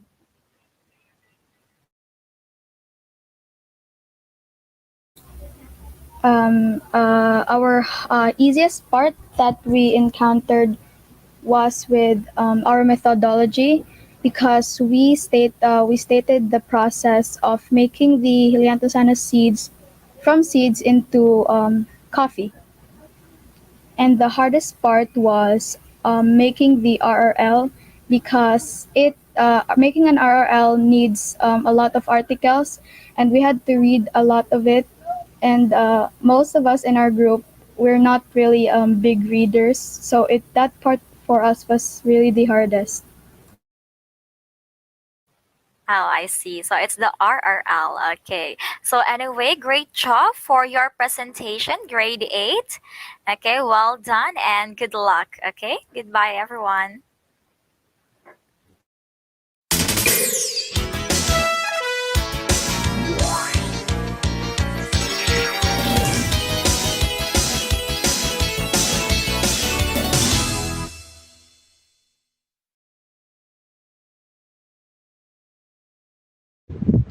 Good Good afternoon, teachers. This is Lance Borges, and today I am going to present my study. Momordica charantia and Moringa oleifera powder as an alternative ripening agent to Mangifera indica lin.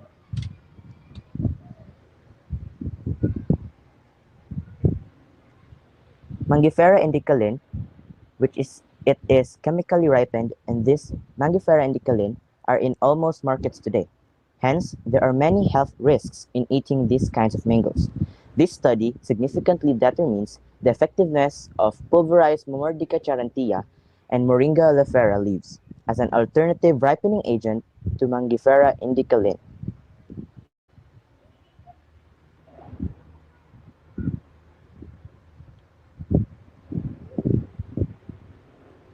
The purpose of this study was to formulate and discover an effective alternative ripening agent for Mangifera indica lin. Through this, mango production will be improved in just allotting small amount of money from the government and farmers and fellow citizens.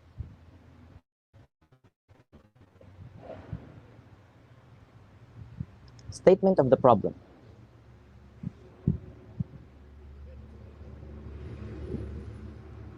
Does the availability of both Momordica charantia and Moringa oleifera leaves sufficient to produce the powder? Is the powder from Momordica charantia and Moringa oleifera leaves cheaper than the commercialized one? With the powder from Momordica charantia and Moringa oleifera leaves effective in ripening the Mangifera indica lin in 2 days' time? If so, what are the significant properties present in the powder from Momordica charantia and Moringa oleifera leaves? The combination of Momordica charantia and Moringa oleifera powder produces ethylene, a ripening hormone.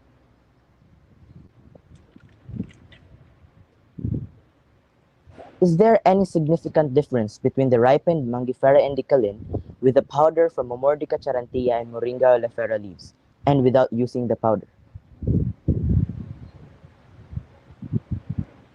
Are there any differences between the spoilage of the Momordica charantia and Moringa oleifera leaves to the commercialized one?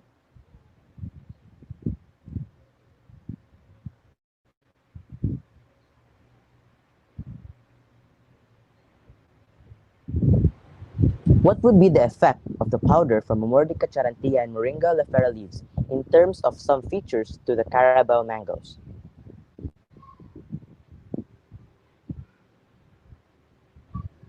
Significance of the study. The concern of this study is our country's mango production, wherein it will be a great help to Filipino farmers, consumers, and manufacturers.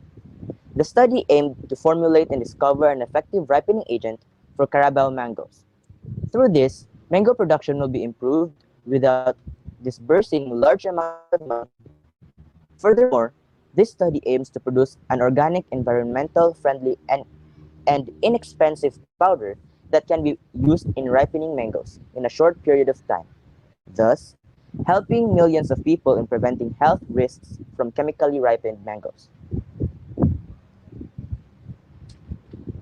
Scope and limitations. The study only focuses on the Moringa oleifera leaves and Momordica charantia fruit. The powder produced is limited to Mangifera indica lin. The consumers, producers, and manufacturers may use this powder as a ripening agent.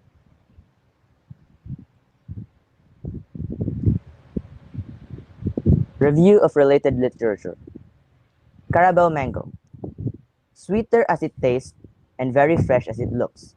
That is a Philippine Carabao mango is. According to Creative Design Studio, it refers to the so-called Manila Super Mango, which is the most famous variety in the Philippines. Ripening mangoes, storage of fruits, and fruit products have turned out to be a challenging problem. Thus, farmers, producers, exporters, and even consumers have a really hard time in ripening their mangoes. In fact, the mango industry has turned out to be the next big thing, especially in the Philippines. Ampalaya. The bitter, the better. as what the doctors and researchers defines the ampalaya as the new generation cure for many ailments. Hence, ampalaya is commonly grown and cultivated throughout the Philippines, and it is also abundant in many regions in Asia, East Africa, Caribbean, and South America. Furthermore, ampalaya can never be mistaken for any other variety because its ribbed and wrinkled surface had always been its distinct physical feature.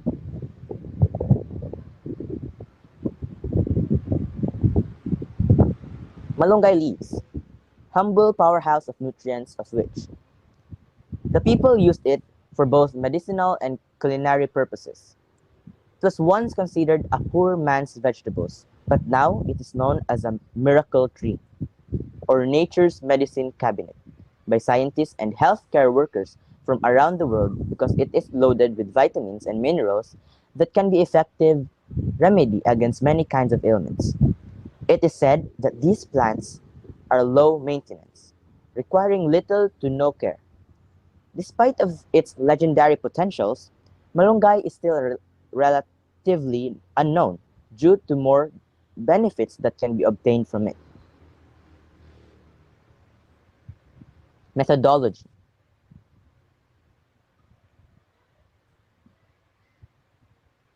Malunggay powder. Harvest Moringa oleifera pods, wash it, and separate the leaves from the stalk. Weigh it, then place leaves on a winnow or a net to air dry the leaves. Let it hang on the air place but not under the sun to prevent any discolor. After 2 to 3 days, depending on the weather, check the leaves if it's already crispy. Then, cook the leaves for about 2 minutes in a frying pan. Pound the leaves until it turns to powder. Ampalaya powder. Gather 1,000 grams of Mordica charantia fruit. Wash and cut it into very thin slices. Remove the seeds and place it in a tray. Expose it under the sun and let it till it dries. After 3 to 5 days, depending on the weather, it must be brittle. Then pound or grind it for 5 to 6 times to produce a powdery substance. Materials. The materials used in this study were as follows: Momordica charantia fruit, Moringa oleifera leaves, tray, mortar, and pestle, grinder,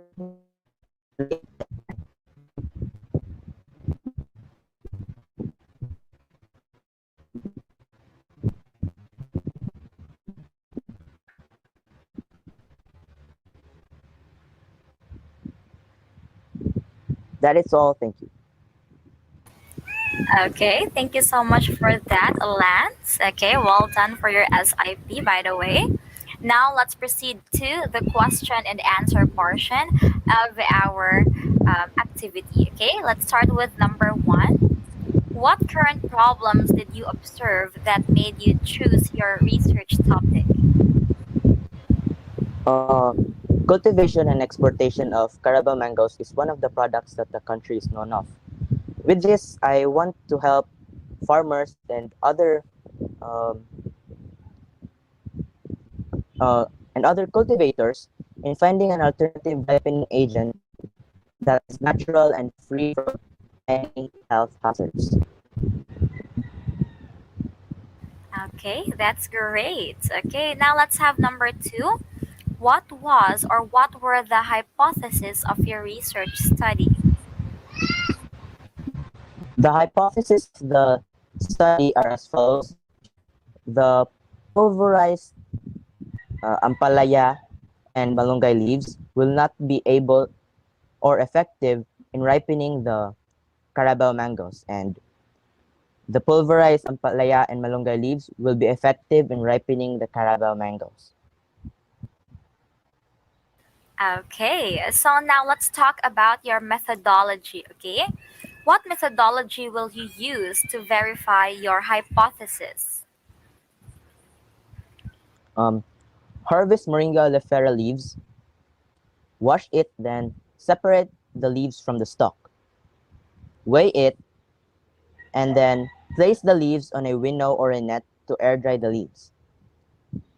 Let it hang on the air place but not under the sun to prevent any discolor. After 2 to 3 days, check the leaves if it is already crispy. Then, cook the leaves for about 2 to 3 minutes. Then pound it until it turns into a powder. And gather 1,000 grams of Momordica charantia fruit. Then wash it and cut it into very thin slices. Remove the seeds and place it on a tray.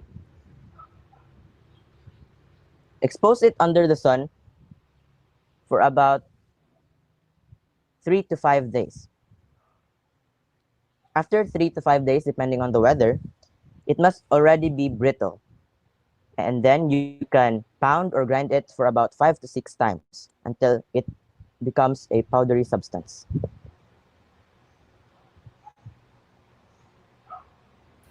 Okay, so now this time, Lance, okay, how about the RRL, okay?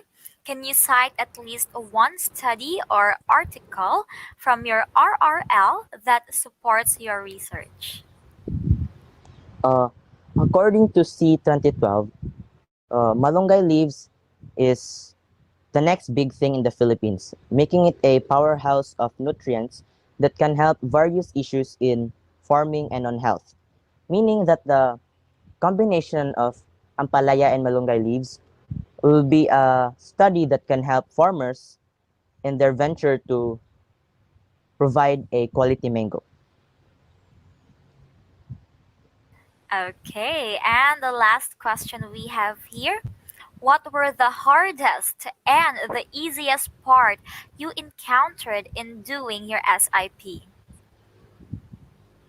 The hardest part in doing a research is searching related topics that can support or somehow prove the composition of a certain material. Um, of course, it is also a need to be aware of the latest issues in our society just to provide an alternative. And the easiest part was using materials that are already and abundant in our society. Okay, thank you so much for that, Lance. Okay, you did a job well done in our SIP, or Science Investigatory Project. Okay.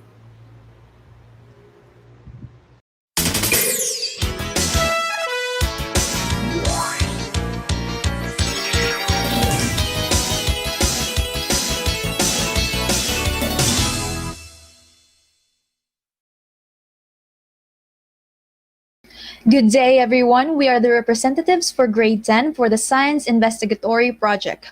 Our SIP will be all about the creation of biodegradable plastic using peas or Pisum sativum.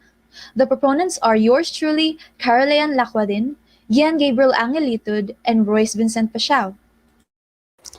Good day, everyone. I am Gian Gabriel F. Angelitud, and I will present the rationale.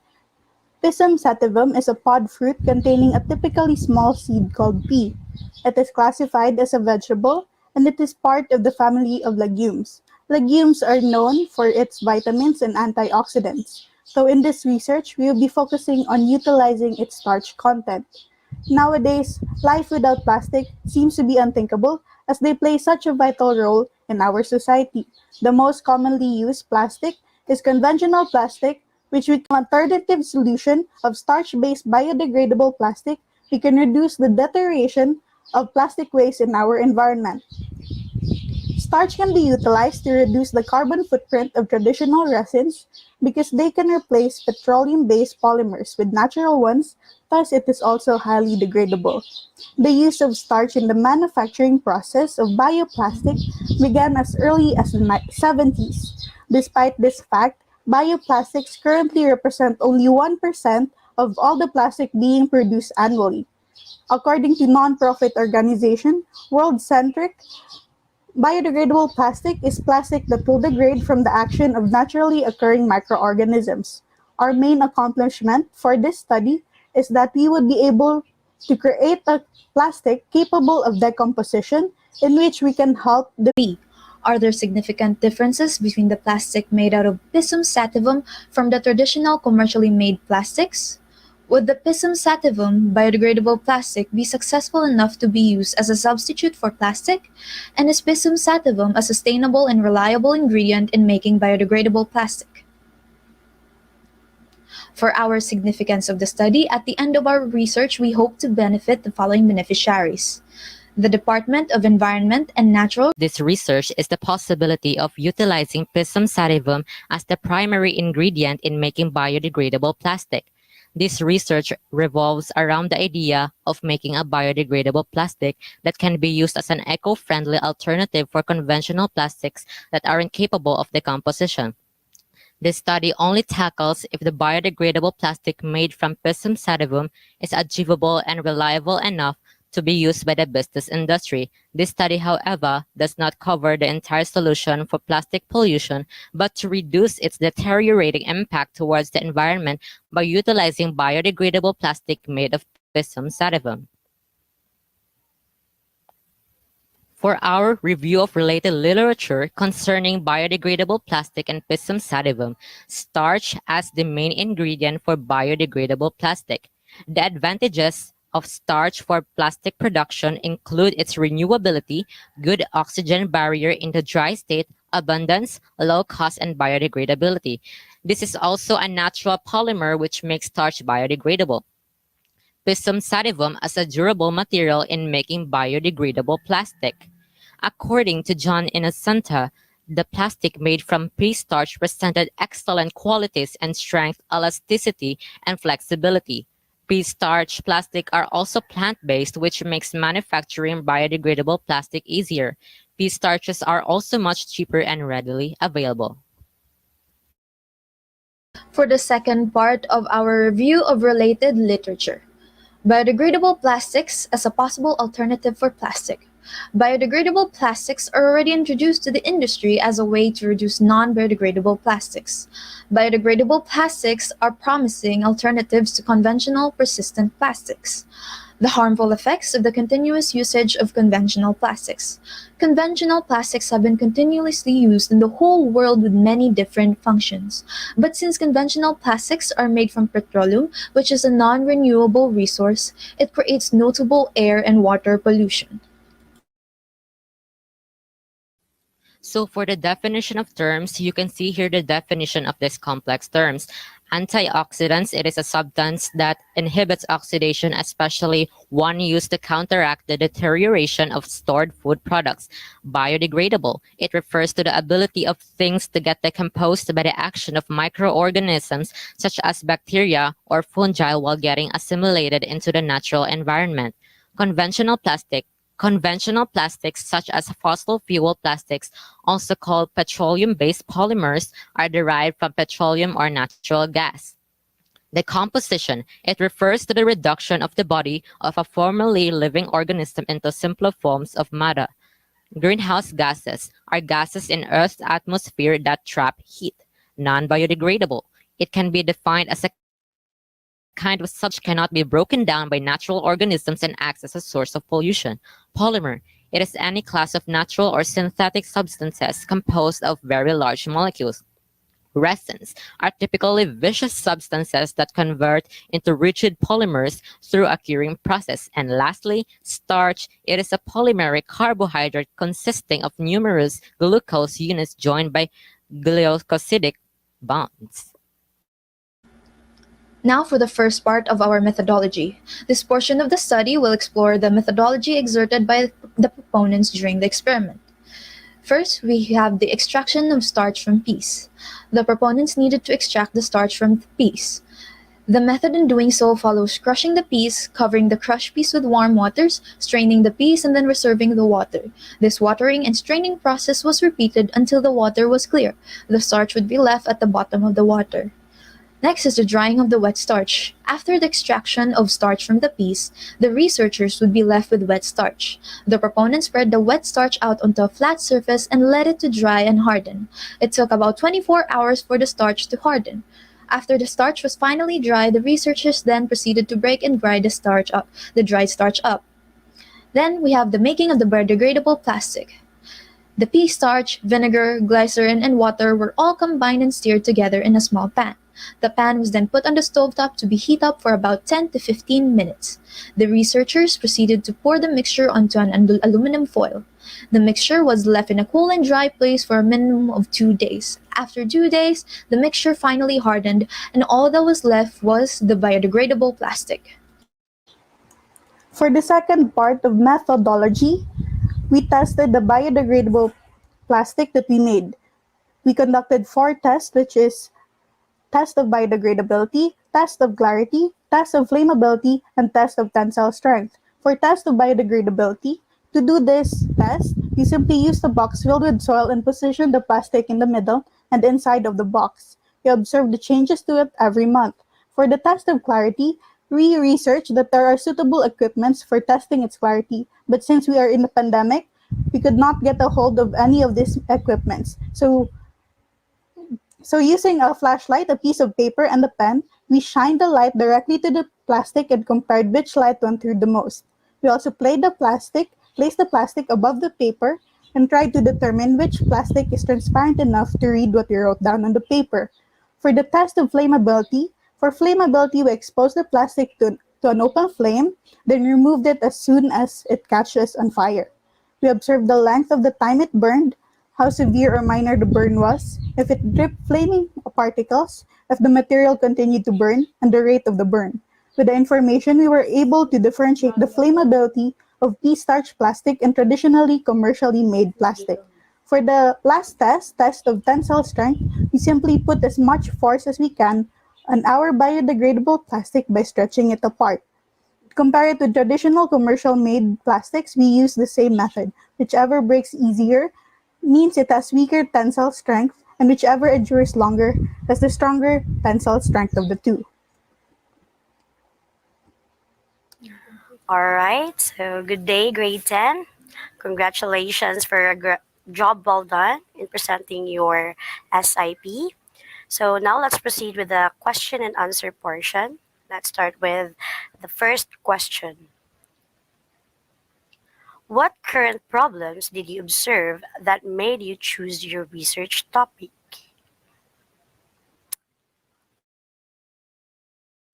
So thank you for that question, Ma'am Shan. So the current problem that we observed that made us choose our research topic was that nowadays we were faced with a pandemic, and our number one priority and concern is our health.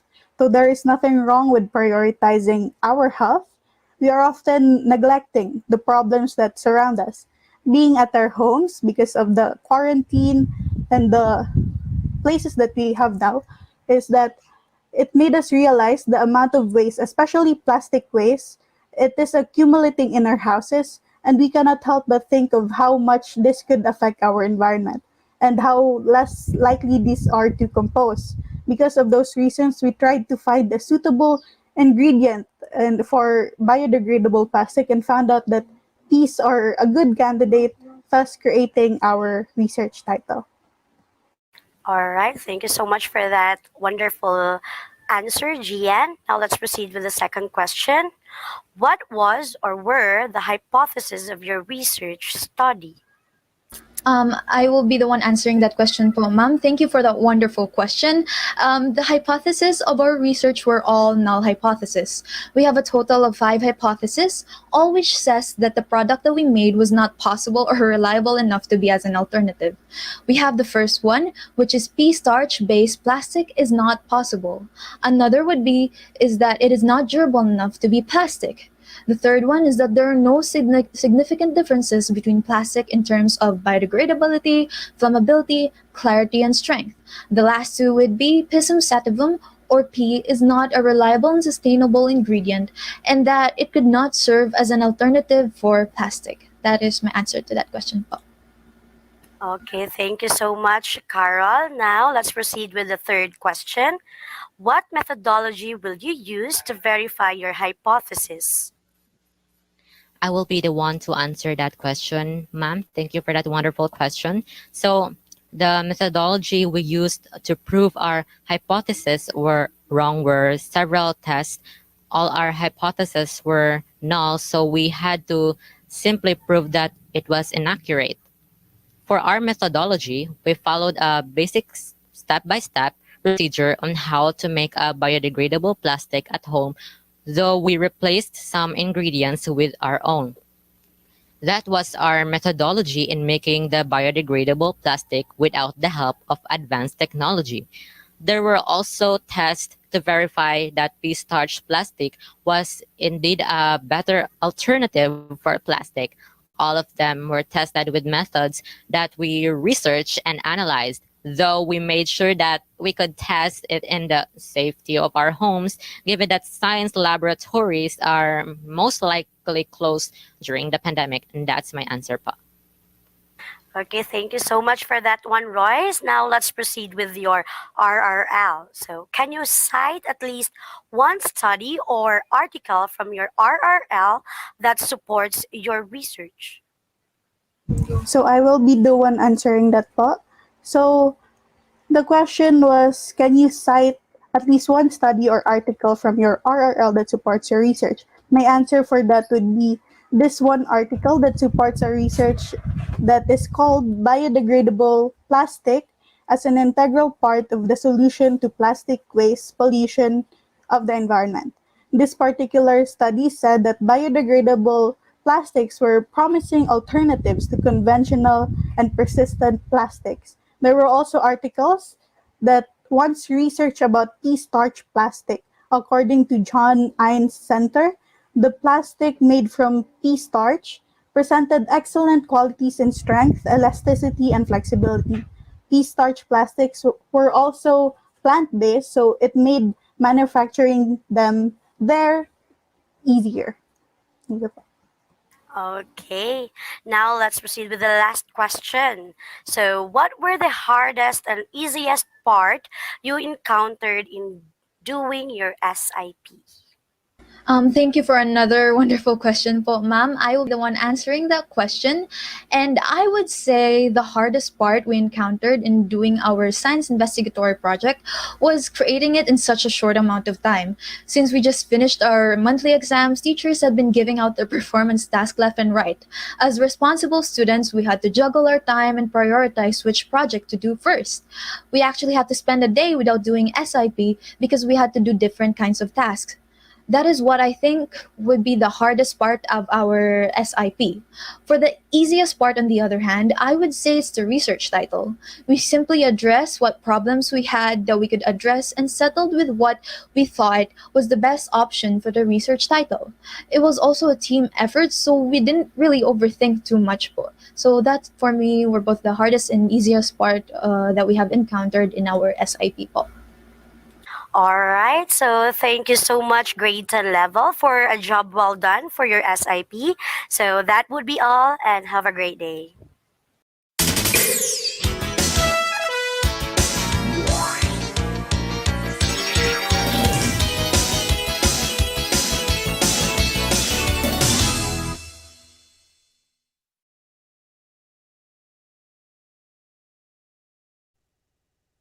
Good afternoon, ladies and gentlemen. My name is Mikaw Sayan Chan, together with my colleagues Lara Jane Limoco Martinez and Joel Untal Sarandona. We will be presenting our research study with the title of Ananas Comosos Juice Extract as a Hair Growth Enhancer. According to Healthline, vitamin C is a powerful antioxidant that helps protect against the oxidative stress caused by free radicals. In addition, our body needs vitamin C to create a protein known as collagen, which is an important part of hair structure. In this way, pineapple helps to encourage healthier hair growth. We will also include the ingredients of honey and olive oil for the product. The main compound that we need from the honey is its moisture, since it has both emollient and humectant qualities. And for the main compound that we need from olive oil is antioxidant.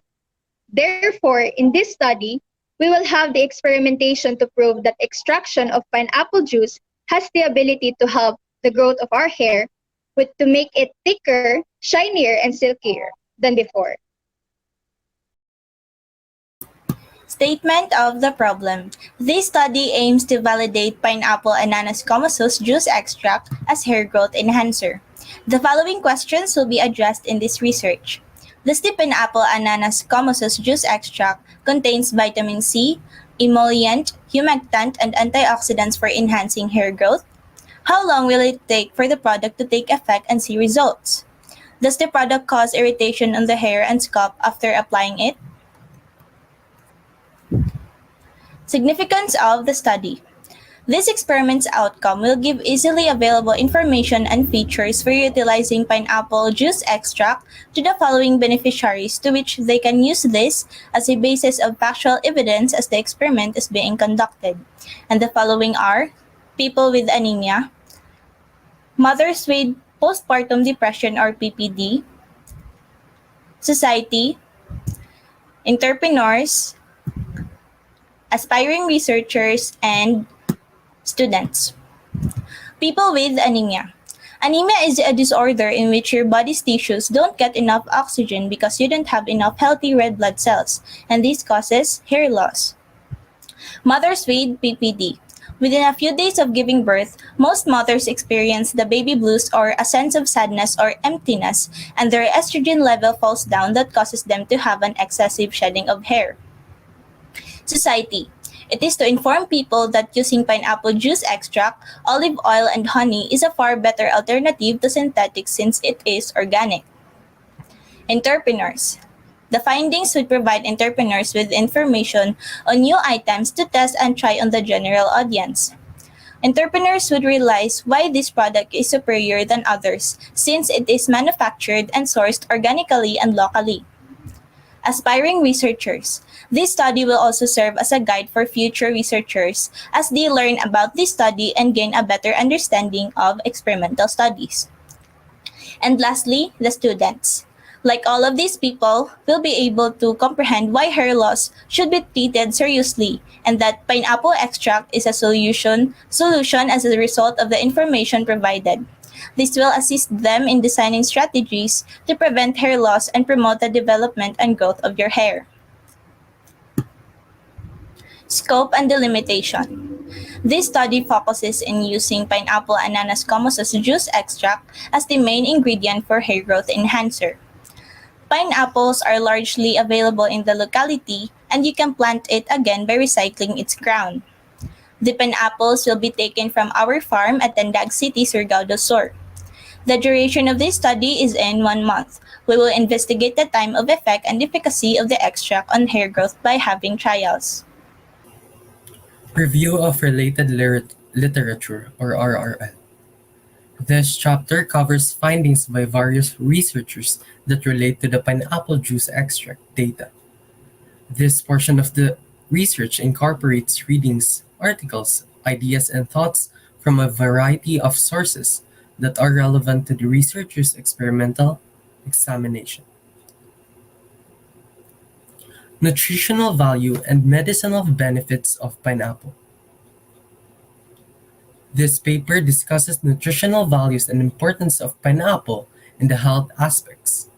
Thailand, Philippines, Mexico are the major pineapple producing countries. Pineapple contains considerable calcium, potassium, fiber, and vitamin C. It is used to solve acne, wrinkles, age problem, and create strong nails, soft lips, and thick hair.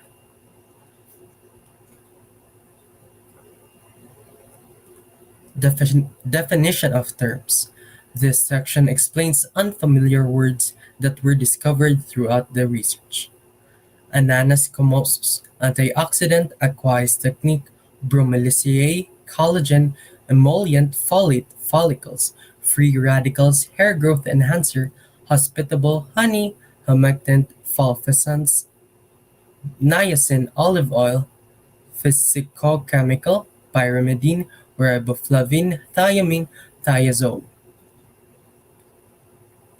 Methodology.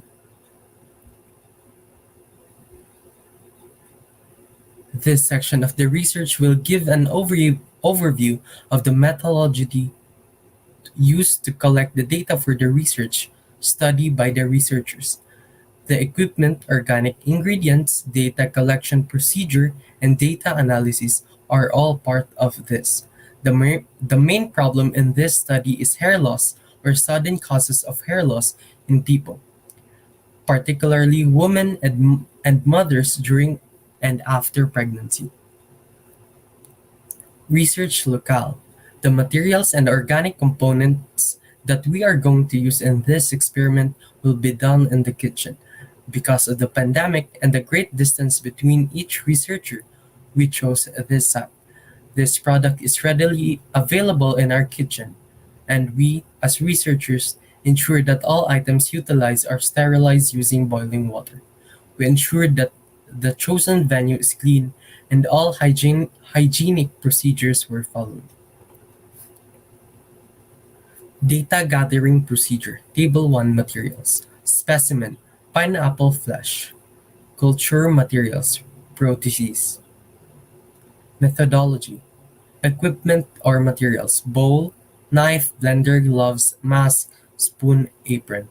Ingredients. Virgin olive oil, honey, pineapple juice extract. Procedure. For the preparation of doing the experiment, you need fresh pineapple and blend them in the blender. Use strainer to separate the juice from the fruit. Add honey and extra virgin olive oil in it. Mix all of these ingredients nicely to make a smooth mixture. The entire procedure was carried out using an aqueous technique. Results. In this study, 1 month is enough to see the results. We will not go anymore to the clinic or laboratory for the experimentation. We will only select one person that has been experiencing the thinning of hair. He or she will apply it only once a day. We believe that this research study is effective and will be approved. After the use of this product, you will feel a noticeable change in hair moisture and hair growth. Is also improved with the regular use of this pineapple hair pack.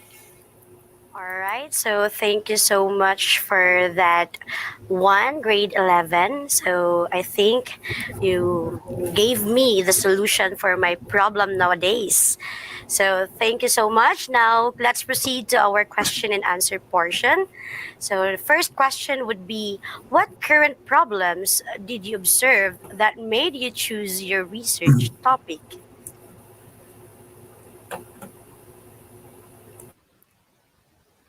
Do I need to repeat my question? Okay, so I will just repeat it. What current problems did you observe that made you choose your research topic? Uh, I'll answer the question, ma'am. As the current globalization emphasizes synthetic items, we have broadened our perspectives on the subject of hair. We discovered that several inorganic and unhealthy substances are included in commercially made hair products, resulting in attractive and appealing outcomes, but with no knowledge of the harmful after effects of such products. Our team has discovered a technique to decrease the use of synthetic chemicals by using organic and locally produced and grown compounds, such as the pineapple. As a tropical nation, the Philippines has plenty of pineapples, and the waste or peel or crown may be produced and be sourced as vitamins for our hair as well as source of income for the community. Okay, very well said, Joel. So now let's proceed with the second question. What was or were the hypotheses of your research study? Again, what was or were the hypotheses of your research study? I'll answer the question po. The study, it comments that pineapple is a great substance for the development and enhancement of hairs. Okay, so thank you so much of that one. Now let's proceed with number 3. So what methodology will you use to verify your hypothesis? Again, what methodology will you use to verify your hypothesis? For us, Mom, since the main subject of this research is a fruit that contains the needs of one body and more specifically the hair, a quantitative research or survey based on our theory that could possibly help people who are facing this kind of problem using this product or experiment could help them develop and create changes towards a healthier lifestyle. Okay, thank you so much, Micah. Now, let's proceed with your RRL. So, can you cite at least one study or article from your RRL that supports your research? Again, can you cite at least one study or article from your RRL that supports your research? The majority of our article po is the main topic of pineapple are about treatments and medication. However, according to Chad, in the year of 2007, pineapples includes vitamin C, magnesium, calcium, protein, and many other nutrients which are exactly what our hair requires. Okay, so thank you for that one. Now, the last question will be all about the challenges or yeah, about your SIP. So I know that while you are doing your SIP, there will always be challenges, right? There are challenges. So the last question would be like this. What were the hardest and easiest part you encountered in your SIP? Again, what were the hardest and easiest part you encountered in doing your SIP? The hardest part that we have encountered during the conduction of this paper po is the last part, which is the research methodology, where we are going to analyze the process of this study because it is not easy to come up with an idea on how we are going to do it. But after all of the struggle, we still made it. And the easiest part also was making the rationale because in our junior high school, we also have a research subject and there is no difference in making this research paper than before. And overall po, we are proud of ourselves because we were able to finish our research paper. Wow, very well said. Okay, so a job well done and congratulations to you, grade 11, for presenting your SIP. So that would be all for this day. Have a great day.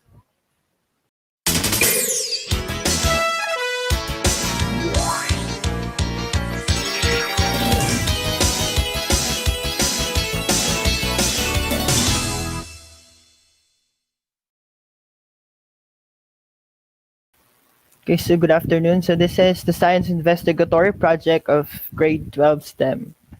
So, plant-based wound solutions. Watermelon powder as herbal antiseptics. Table of contents. The Chapter 1. The rationale, the statement of the problem, significance of the study, the scope, and the limitation. For Chapter 2, we have the review of related literature, definition of terms, and for the Chapter 3, we have the methodology. The rationale. So, Citrullus lanatus, also known as watermelon, is a flowering plant species of the Cucurbitaceae family and the same of its edible fruit. So, a scrambling and trailing vine-like plant. So, it was originally domesticated in Africa. So, this succulent melon also contains a lot of seeds, which we generally throw after consumption. So the tiny seeds inside the huge watermelon fruit have surprising medicinal properties that are beneficial for us. Watermelon seeds are one of the most nutrient-dense varieties of seeds. They are rich source of vitamins and minerals.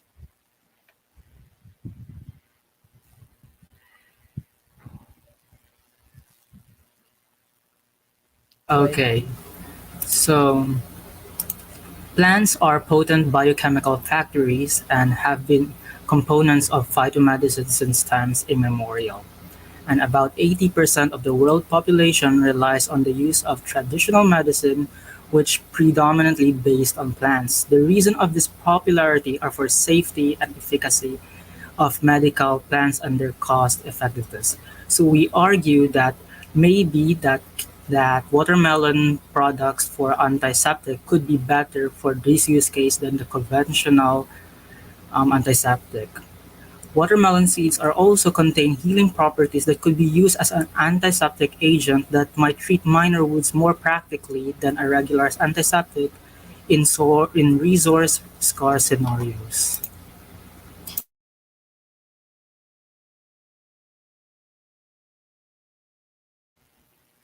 Statement of the problem.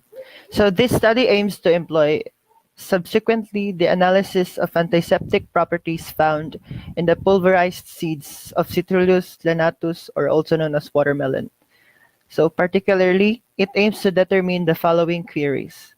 Number one, do pulverized seeds of Citrullus lanatus exhibit antiseptic effects?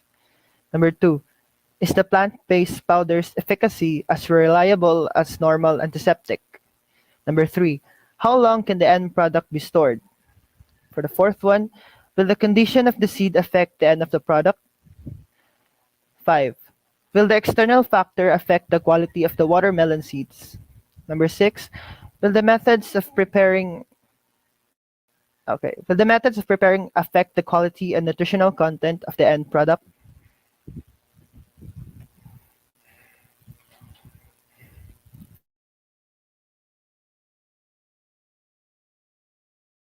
Significance of the study. The result of this experiment will provide accessible information and features of using watermelon-based antiseptic for wound treatments to the following beneficiaries, to which they can use the findings of this research, and the following are the Department of Health. The result of this study will benefit the following organization as a material for further research and deeper experimentation. They can consider producing plant-based antiseptics.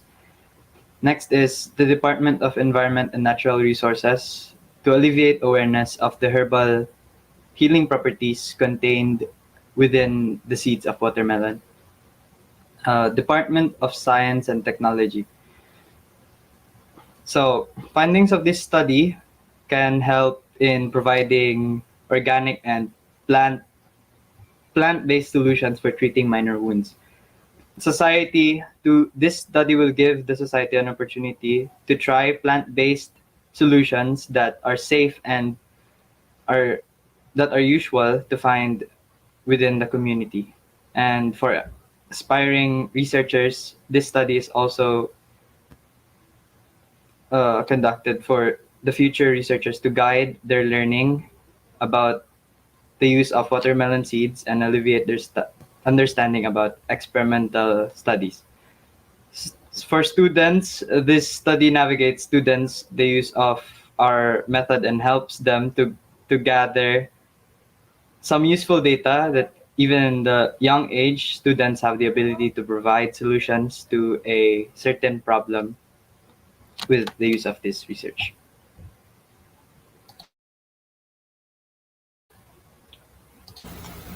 So scope and the limitation. So our study focuses on the study of using watermelons as a plant-based antiseptic. So this study is limited to using watermelon powder for minor and shallow wounds, which seeks to suggest a more natural and eco-friendly antiseptic for shallow wounds. And furthermore, the paper limits only on shallowly touching related properties that could be used as a specification as a basis for future alternative of plant-based antiseptic. And this study is focused on the specification of how to procure the major quality ingredients. 3 different watermelons were placed in a different setting and temperature to determine what type of quality of the seeds in accordance with the external factors. And our paper delimits in replacing currently used antiseptics of conventional ones for minor and shallow wounds, but could only suggest a natural plant-based alternative.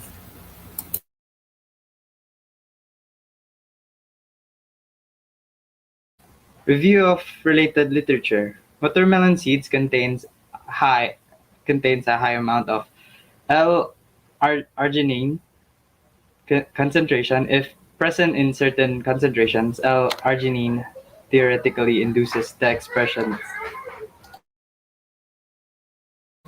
the expression of inducible nitric oxide synthase, or INOS, enzyme which catalyzes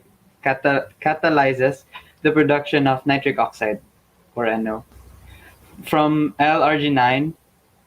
And arginine, one of the amino acids, resides inside tissue protein.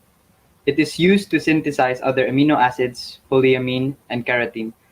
Watermelon, especially its seed, exhibits a substantial amount of arginine.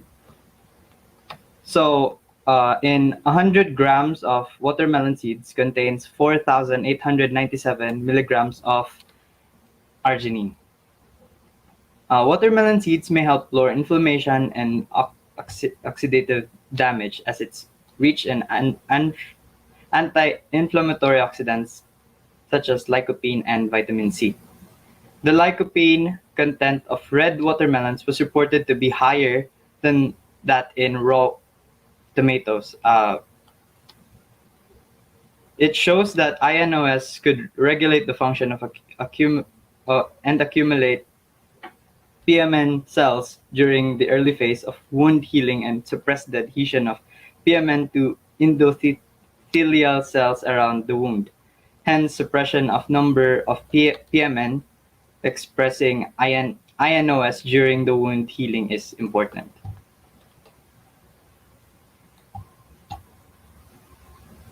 Definition of terms. Oh, I'm sorry.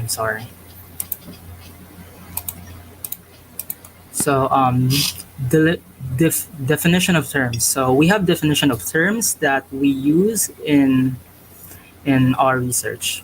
And the most important one is antiseptic, which is a toxicity caused by chemotherapeutic agents.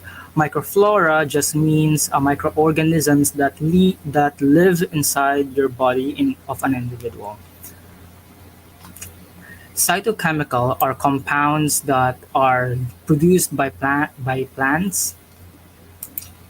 Phytoextract are the sub-process of phytoremediation, which plants remove dangerous elements or compounds from soil or water, and usually these are heavy metals. Phytomedicine is a study of medicine that revolves around plants, and polyphenolic means a large family of naturally occurring organic compounds characterized by multiple phenol units. Bioavailability is the fraction of measured rate administered drug that is successfully reaches the systematic circulation or the site of action that the drug can be actually effective without interruption. Micromolecules are covalently bonded atoms. This diffusion method is the most commonly used test to actually test antibiotics and antiseptics. Polymorphonuclear leukocytes (PMN) is a type of white blood cells that includes neutrophils, basophils, and mast cells.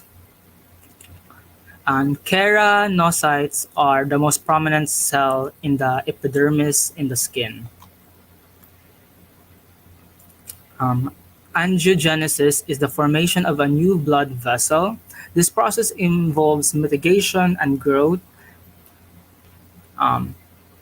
VEGF-induced capillary formation, which means vascular endothelial growth factor, is a signaling protein that promotes growth of new blood vessels. Hypoxia is having low oxygen levels in your blood. Ischemia, reperfusion injury is the tissue damage when blood supplies return to the tissue. Collagen tree is commonly lay down proliferating fibroblasts. And phenolic acts like a denture and coagulates proteins that are general protoplasmic poisons.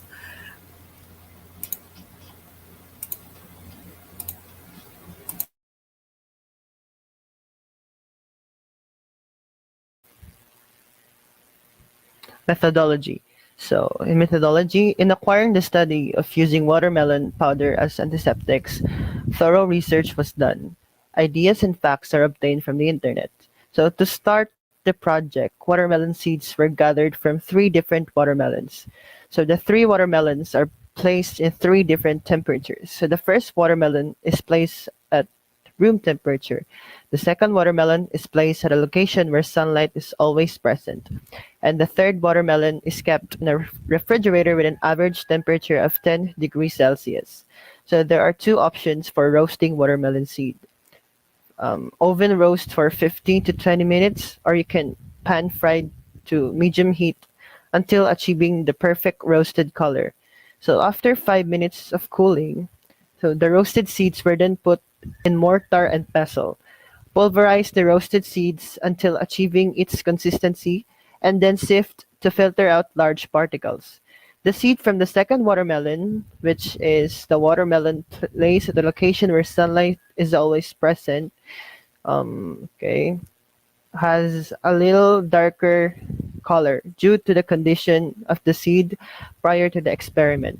However, the quality of the seed did not affect the end product's physical characteristic despite their prior distinction. All right, so thank you so much, grade 12, for that presentation. So now let's proceed with the question and answer portion. Okay, so this would be the first question. What current problems did you observe that made you choose your research topic? Again, what current problems did you observe that made you choose your research topic? Okay, so one factor that affected us to conduct this research would be, as we all know, that skin is the largest organ in the body, and um, yeah, it experiences abrasion and like wound every single day, and we can't really deny that, and it's really accidental. So so um, it helped us to motivate. It motivated us to conduct this study because we want to create another alternatives for common antiseptics. Yeah. Okay, thank you so much, Rans, for that for that answer. So now let's proceed with the second question. What was or were the hypotheses of your research study? Again, what was were the hypotheses of your research study? So we hypothesized that watermelon powders, watermelon products that are antiseptic could be used as an alternative for conventionally used antiseptics because someone is not able to use conventional antiseptics. We could use a plant-based antiseptic instead to treat them at least for an antiseptic purposes. All right, thank you so much for that one. Okay, now let's proceed with the third question. What methodology will you use to verify your hypothesis? Again, what methodology will you use to verify your hypothesis? So the methodology that we use is to actually conduct the experiment. So we created a pulverized watermelon seed. Yeah, and then we followed the procedure from roasting it without losing the nutritional contents of the seed. All right. Okay. So now let's proceed with your RRL. So can you cite at least one study or article from your RRL that supports your research? Again, can you cite at least one study or article from your RRL that supports your research? So it is cited on the paper of Gusti Citra Putra, year 2003, on the research on the effectivity of watermelon seeds watermelon seeds extract on inducible nitric oxide synthase expression during wound healing on guinea pigs. They studied it on guinea pigs. On this paper, it supports the healing factors of watermelon, and we can see the compounds like nitric oxide, lycopene, vitamin C that could help in the inflammation, and it is part of the healing properties of watermelon. All right, thank you so much for that one, Sean. So now I know that all of you have these challenges while you are doing this SIP, right? So most especially with our setup nowadays. So the last question would be like this. So what were the hardest and easiest part you encountered in doing your SIP? Again, what were the hardest and easiest part you encountered in doing your SIP?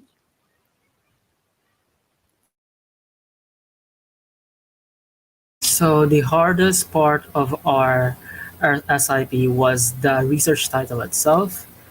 And we come up with a research title. We have to know if we can do it, if it's valuable, and if it's reasonable.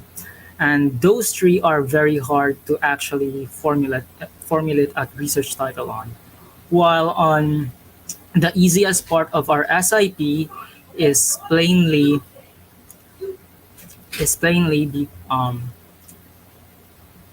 the scope and delimitation, because the scope and the delimitation is just very much you put the barriers and you put what you can and you can't do, and that is a very easy thing to do in a research. You can limit yourself, and that is easy thing to do. And the hardest part is to coming up what you have to research on. I have something to add po. The one of the hardest part in conducting this research is probably searching for the RRL, review of related literatures, because there are like there are little studies about watermelon seeds, and thanks to Edwards from uh, from from conducting this watermelon seeds, they started a trend on the benefits of watermelon. So we kind of piled our way up and found some interesting facts, and now we love watermelons. Okay, so thank you so much for your answers. So I can really see that you are really helping one in hand or hand in hand to each other, right? For this SIP. So thank you so much for that one, and that would be all for this afternoon. Goodbye and have a great day. Okay, wow. Thank you so much for that, learners. You did a job well done for your Yes. science investigatory project. Right, Indeed, Mom. Beth? Yes, indeed, Mom Debs. Here in JMC, we started to develop future scientists only here in JMC. Yes. Yes, that's so Okay, true, and Mom Bev. yeah. Anyway, congratulations everyone, and congratulations to all the representatives for our science investigatory project. Yes, that's true. Indeed, Noah. So we were listening to them. They really have the heart with their the topics that they have done, or the research that they have done for their science investigatory project. We can really say that aside from brain, they also have the heart to help the lives of their fellow Filipinos improve. Right, ma'am? And you've earned it, J. Marians. So anyway, congratulations to all students for your active participation, and to all the teachers and parents for your amazing support. That was an incredible presentation, everyone. And indeed, J. Marians are not just intelligent, but also creative and very imaginative. And that only shows that we can be productive amidst the pandemic. So together, Ma'am Bebs, and to everyone, let us all embrace the new normal education. Yes, I totally agree with you, Ma'am Babs. We can be the best version of ourselves while embracing the new normal education. We have witnessed how talented and creative J. Marians are, and that is something to be proud of by both parents and teachers. Once again, congratulations, everyone. And the winners of our SMAC activities will be announced this October 4th at JMC or Jose Maria College Integrated Basic Education official Facebook page. So stay tuned, J Marians! Are you excited to know the winners, Ma'am Bev? I am very excited and can't wait for that. I know everyone is excited. Yeah. So, meanwhile, may I call Ma'am Jassel O'Donnell to give us her closing remark. Ma'am?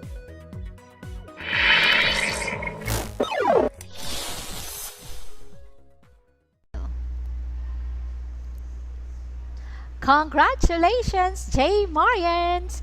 Indeed, it is another successful SMAC event this school year 2021-2022. I'd like to express my gratitude to all of the teachers and students who worked tirelessly that made this event a huge success. To all students, keep trying your best as part of your personal development in order to become a better person in the future. Your ability to present your talent at various events demonstrates that JMC is generating outstanding future individuals. As we close this year's SMAC event with the theme Science, Mathematics, and Computers in Action, Embracing New Normal Education, I'll leave you with one last thought. Things may never return to normal, but we will create a new one. Thank you, and may God bless you all.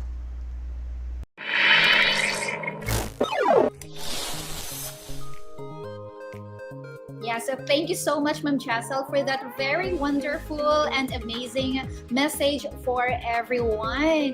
Ayan, thank you so much. And to give all the glory, honor, praise, and thanksgiving to the Almighty Father for all the talents and skills that we have witnessed today. So it is formal to offer Him this closing prayer.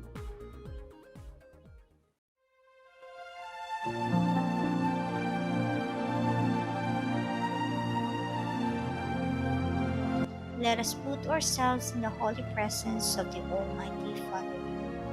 Heavenly and loving Father, we are so much humbled to come before you at this hour. Thank you for enabling us finish this school activity with much love and full of learning experiences. We thank you, Father, that despite of the pandemic that the world is experiencing right now, still you made this event successful. We thank you for embedding unto us, J. Marians, the culture of excellence. As we close this SMAC 2021 culminating activity, may you continue to imprint to us the purpose of this event. May we put into practice what we have learned. Help us to make a difference in this world for the glory of your name. May you always put your hand of protection to each and every one of us, wherever we may be, especially in the midst of this pandemic. We pray that you will continue to bless the Jose Maria College. With all of this, we give you the highest honor to the Almighty Father, our Lord Jesus Christ, through your Son. Amen.